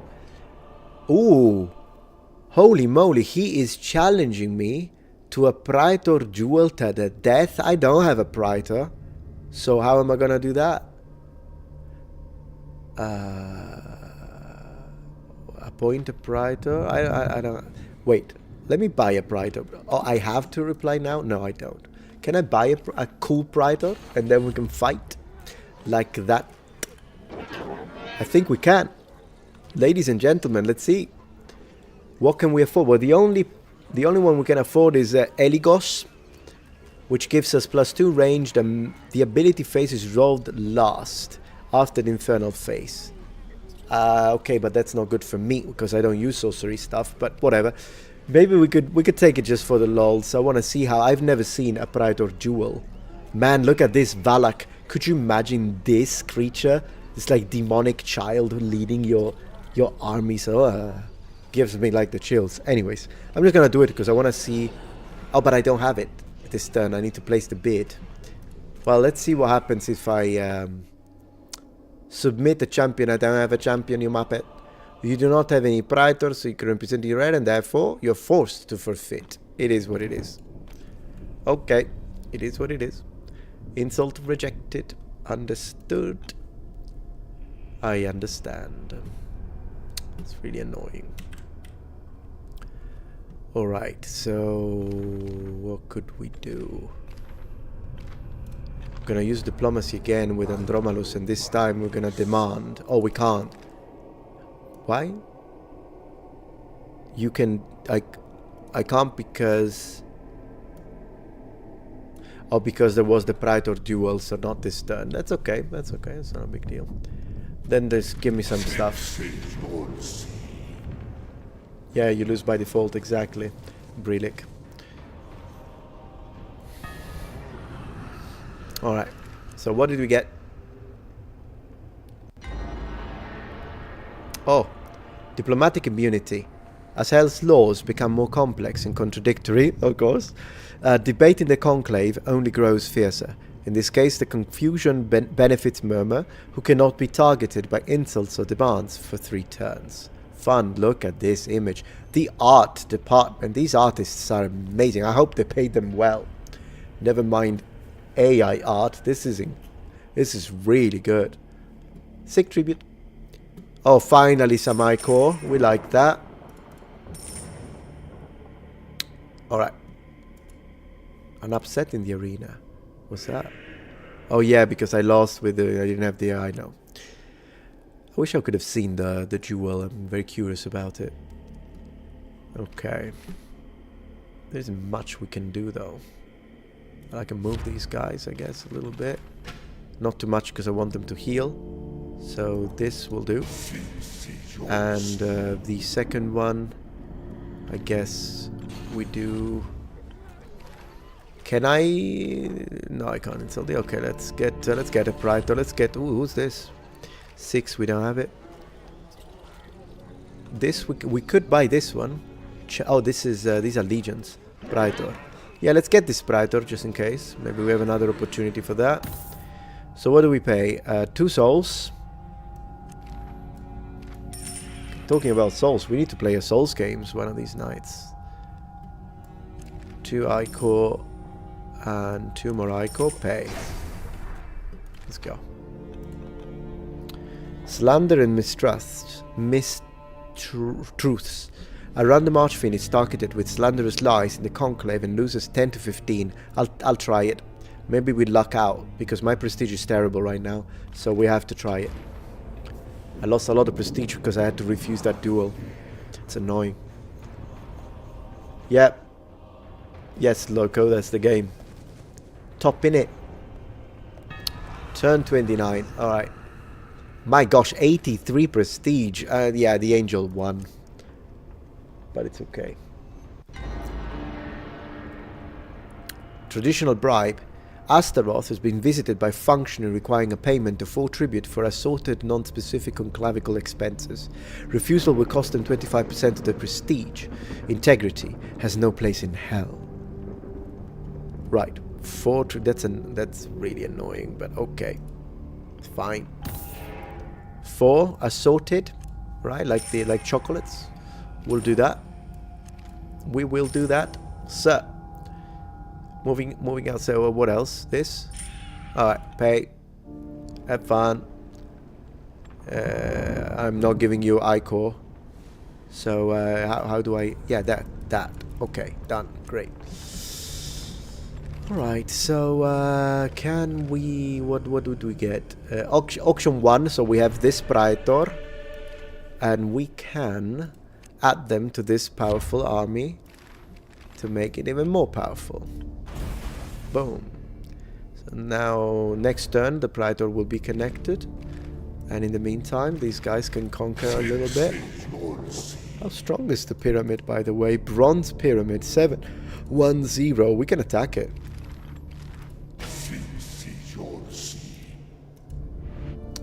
Oh no, I can't because it belongs to the angel. Damn angel. Seriously. What is an angel doing in hell anyways? Go back to the Silver City. That's Praetor. Summoned.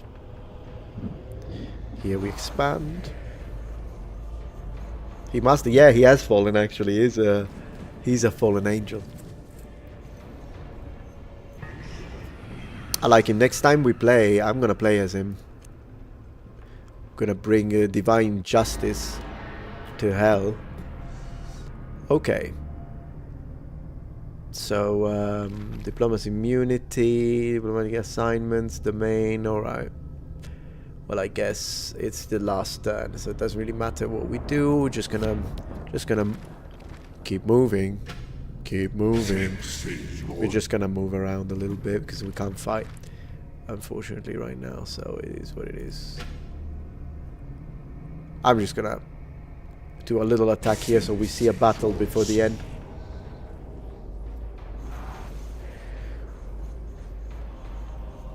I wanted to see one last battle. Tripped on a rock.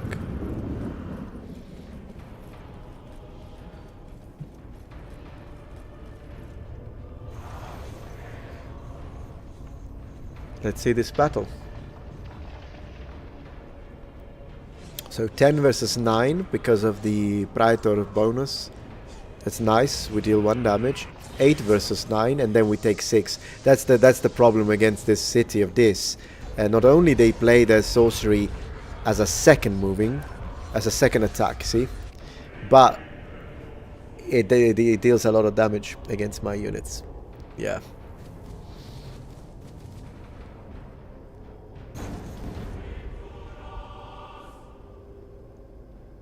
Heavenly Spy, of course, yeah. Okay, I think that's the end, no? Assembly of the Conclave. The Conclave assembles with the great horse of Pandemonium to conclude the trial of the throne and determine the new Dark Majesty. All private schemes are revealed and prestige values have been adjusted accordingly. Diplomacy may continue, but no further request for vassalage will be entertained by the Conclave. Assembly phase 1 of 5. So it doesn't just end. You have an assembly phase. Whew, what a game. Okay, how long does it take? The assembly phase, I haven't got a clue. Okay, well, things then I wouldn't have attacked, goodness gracious. Well, we're learning the game. Moving back, we need to heal. We need to heal. I'm not mad that I've expanded my territory, but we need this. 5 turns, you think? Cool. For the assembly phase, yeah, makes sense. Then after that, the new phase never ends. Alright. Would have been nice to be able to take that place of power. Have you guys ever tried the game gosh, what is it called? It's a game where you play as a giant. It's a Xbox 360 game, but then now they remade it. Ascend. Have you ever played Ascend? You choose a giant.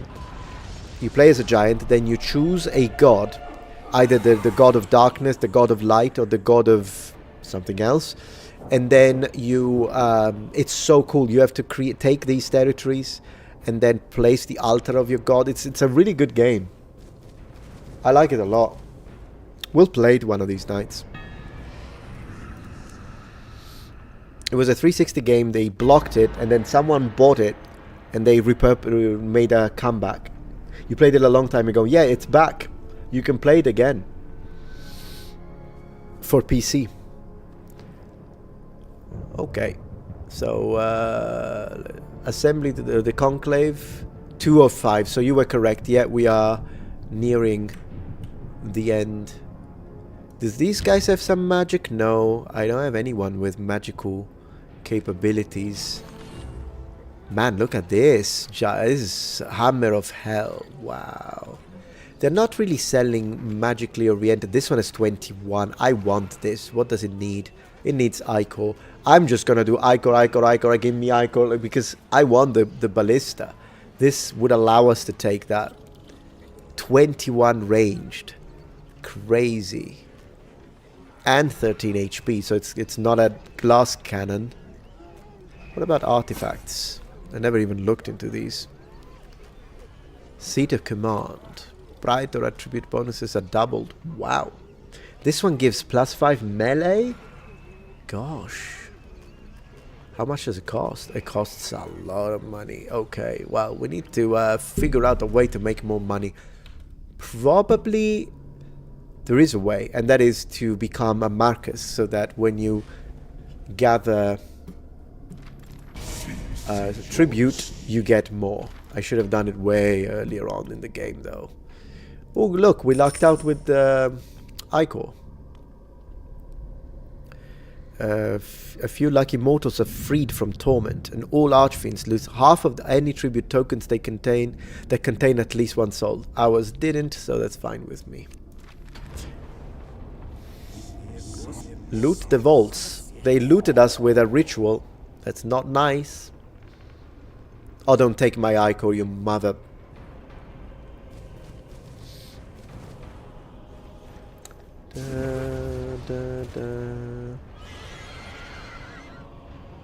It is such a good game, Wolfenbach. I will post the full gameplay probably tomorrow. So in the first episode, the first stream I did yesterday, actually gave a full explanation. So you'll find it on Metatron's Protectorate. Okay, then a few clips on my new clip channel. Alright. Assembly of the Conclave. Still 2 out of 5. Shouldn't it be 3 out of 5 now? I haven't got a clue how that works, to be honest. Really don't have a clue. Andromalius. Where are you? Nope. Andromalius. I'm demanding you, Muppet. And let's get more of this.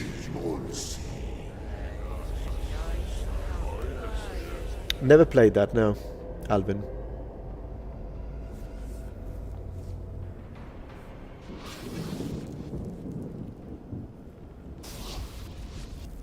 If it's similar to Ascend, then I'll probably like it.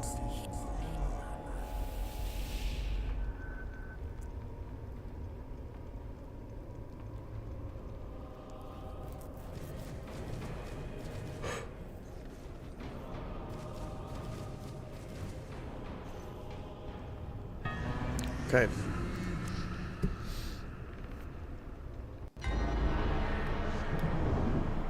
Catastrophic intel failure. So many spies have been turned, broken on ritually discorporated lately that intelligence gathering has become impossible. The prestige of all archfiends will be hidden for 5 turns. Wow. Sick tribute. Ichor. Finally, we're lucking out a little bit. Assembly phase, 3 out of 5. Okay, demand delivered against the favorite, because that's what we need to do. They stole a little bit of Ico from us and 3 Hellfire. That's very annoying. Someone bought this manuscript. Okay. Oh, look, everything is redder, isn't it? Is it me or the... Yeah, look, the desert is redder because we're getting close to the end. And the King of Hell will be nominated. Are they? Hold on a minute. This is the Angelus and this... Oh, yeah, this is there. It's right, yeah. So, what happened? Sick tribute? Yeah, did that. Demand delivered. So, next turn, he's going to respond. And in the meantime, I'm going to move my forces and place them where I want them. That makes sense, yeah. These are pretty strong, these guys in armor. And second, I'm going to do another tribute because I think we should be able to soon get another Praetor. Or maybe even an artifact to boost our forces. I also haven't used schemes, I haven't used plots. I just played in a very, very basic way, but it's a game that has so much to it that you have to play several games before you fully... Even the rituals, we have never done a ritual. There's a lot that we haven't done.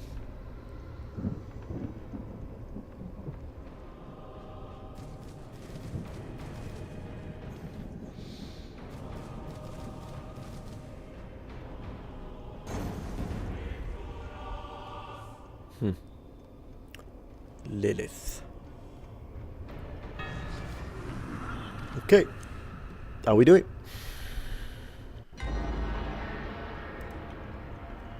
Thank you, Darkfire. Yeah. Assembly. 4 out of 5. We're almost there. Action concluded. Wasn't... Oh, what about the demand? I thought I was waiting for...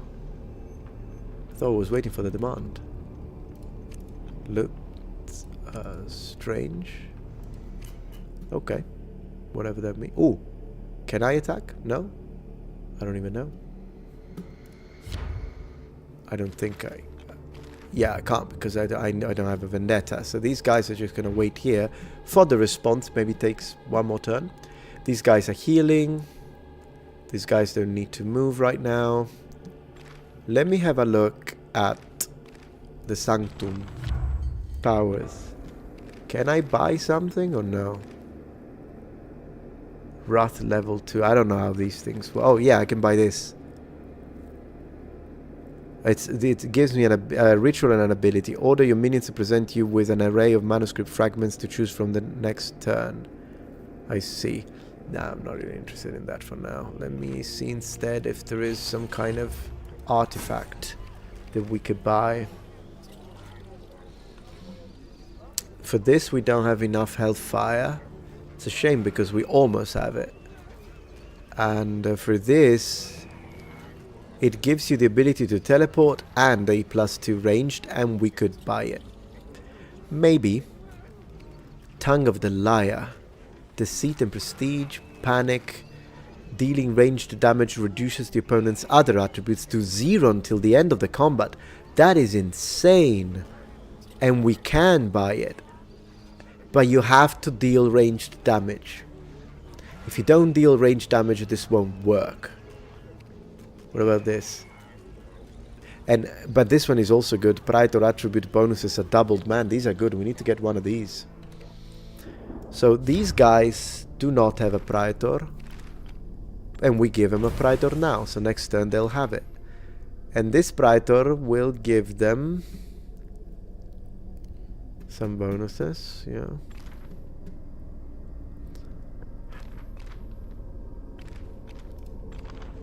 Yeah, I kind of want to buy something so that at least we get to test it a little bit how it works. Let's I'm gonna try. Well, I'm gonna try this, but I want to see. Sorry if I keep clicking away, but they only have 3 ranged, so we wouldn't deal damage. It would be wasted on them. These guys have 10 ranged, so we will give it to them. Makes sense. We'll try that. I'm buying it. Artifacts. So this one, yeah, it is a good one. Place bid. We need to consolidate, that's fine. So we need a lot of souls and a lot of hellfire. So let's see, something that already has multiple souls would be nice. This one has both 2 souls and 1 hellfire. We're gonna start with this, give him more souls. Go up to 5. More souls, please. And kind of wanna, let's see. That's a lot of souls. Yeah, we're gonna have to do a few of these, unfortunately. Maybe put this, there we go. And that concludes the souls, but we still don't have enough. Oh, 3 hellfire. Yeah, that helps. I think that should be enough. So only 1 consolidation. Yeah, exceed the maximum value of 9. All exceeds tributes will be disregarded and lost when consolidated. I do not... Okay, so there is a maximum. I didn't know that. I don't know what that means, though. I cannot reach 11. Is that what that means? Okay. Then remove this. And add this. Right? Right. Okay, yeah, I got it. Man, there are a lot of rules, right? Yeah, overpaying does nothing. You lose exactly. Fable 3. I remember Fable 3. Many people hated it. I enjoyed it. I liked it. My favorite Fable is Fable 1, though. 2 was really good as well. I love Fable. Okay. Let's go. Let's go.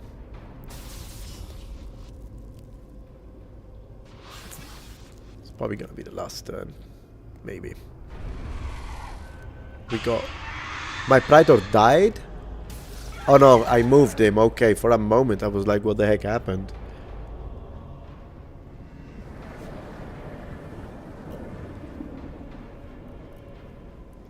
I'm really enjoying this game. I hope the developers continue. I'll have to support them. I'll buy the DLC.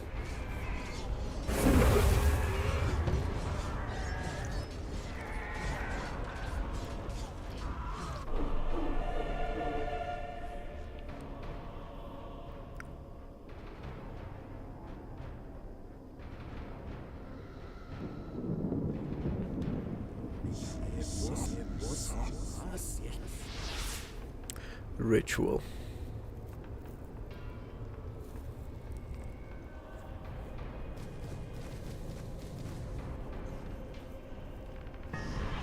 Turn 36, okay.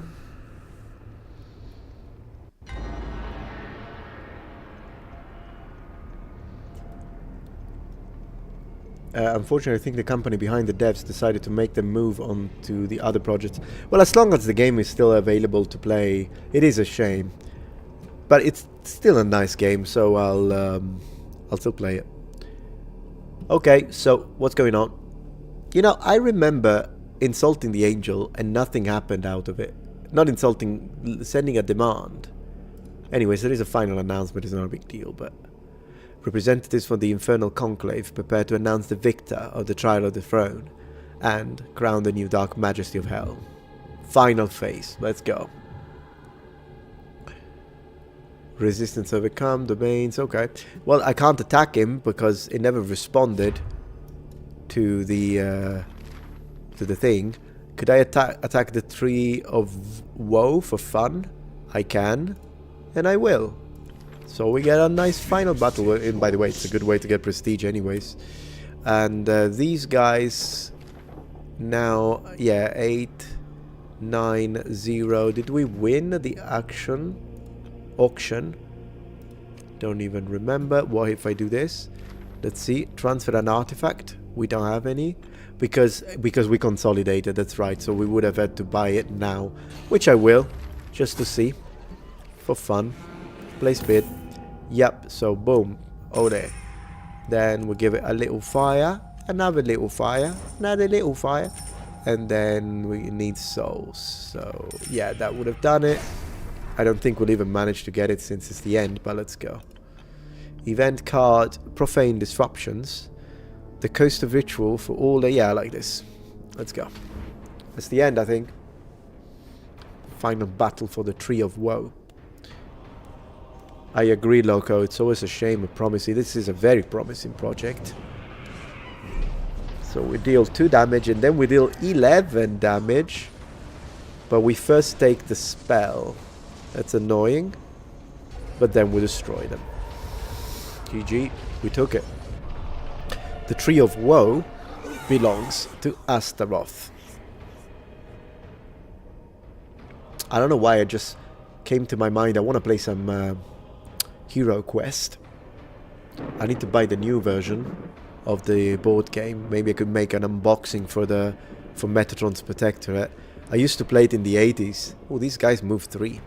I used to play the original Hero Quest. Oh, the same developers as Armello. I love Armello for PS4, right? My wife loves that game. We used to play it together when we were dating. Okay, that's the end. The Conclave has finally revealed the identity of the new Dark Majesty of Hell. Let's go.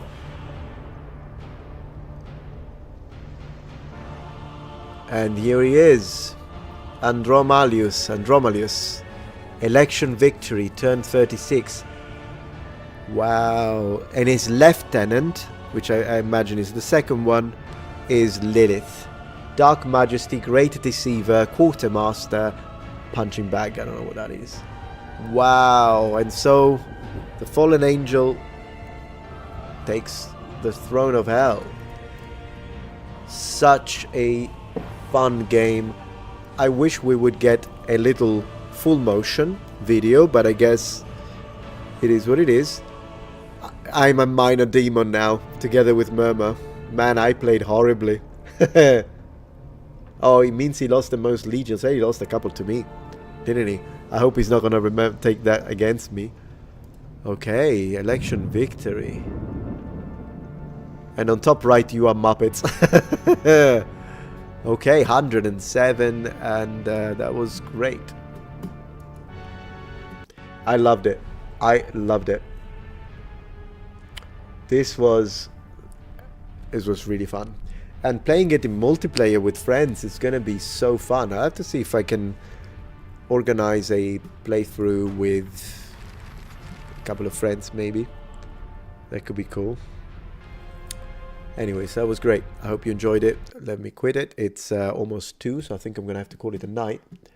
Also because I need to send some footage to the editors before I go to sleep. So when I wake up in the morning, the videos are edited magically. Isn't that nice? I mean, I do a lot of the editing myself, but I post. Do you want to know how many videos I make per month? You're not going to believe it. You're not going to believe it. Take a guess. How many videos do I make a month? Including all channels. All channels. Not even including Twitch, because I'm not counting the VODs, because they are automatically generated. I'm saying, how many videos do I make? Yeah, my desktop is a little messy. I need to clean it up. Usually it's not. JT says 93. Daxfile says 100. And Ares says 70 to 90. Brilix says 20. Well, ladies and gentlemen, I post daily. Alvin says 24. So, daily, you're all far. So, I post daily on Metatron. That's 30 videos. Daily on Metatron's Academy.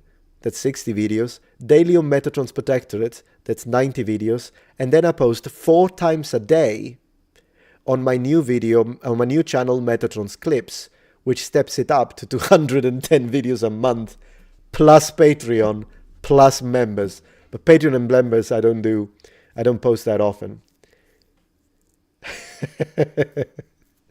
But let me show you my new endeavor.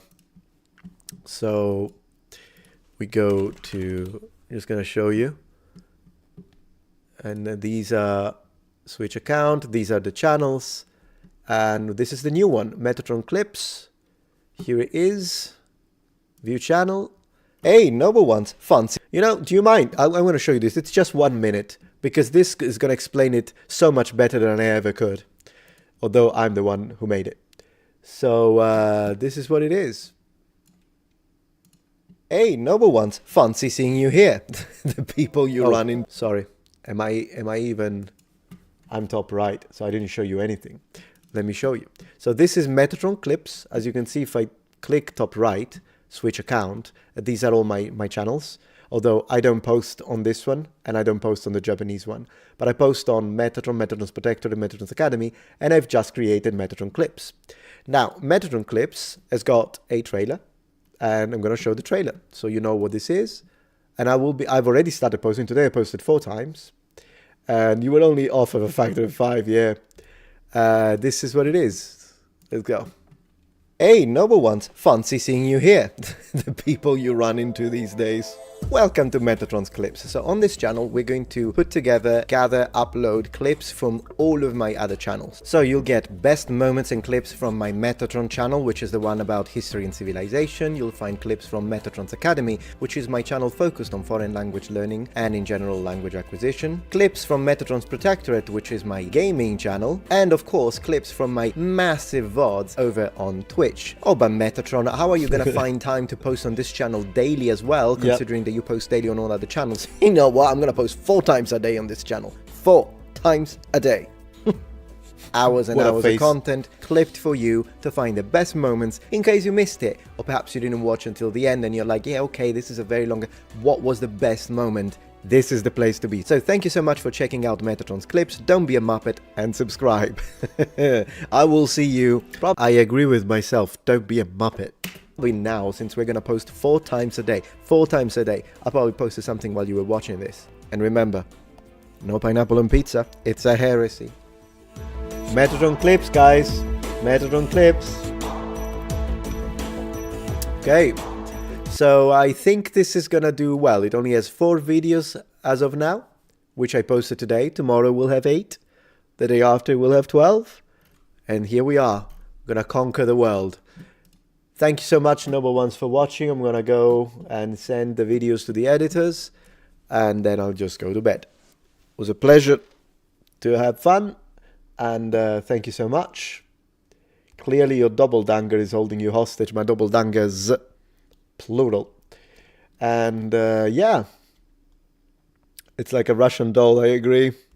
Metatron Twitch Warlord conquers the world. Twitch has been really fun. I've been putting a lot of it. Yesterday I streamed for 5 hours on Twitch on top of the 210 videos. But anyways, I'm having a great time. So as long as it's fun, right? Thank you. Good night. See you tomorrow. Ciao, ciao, ciao.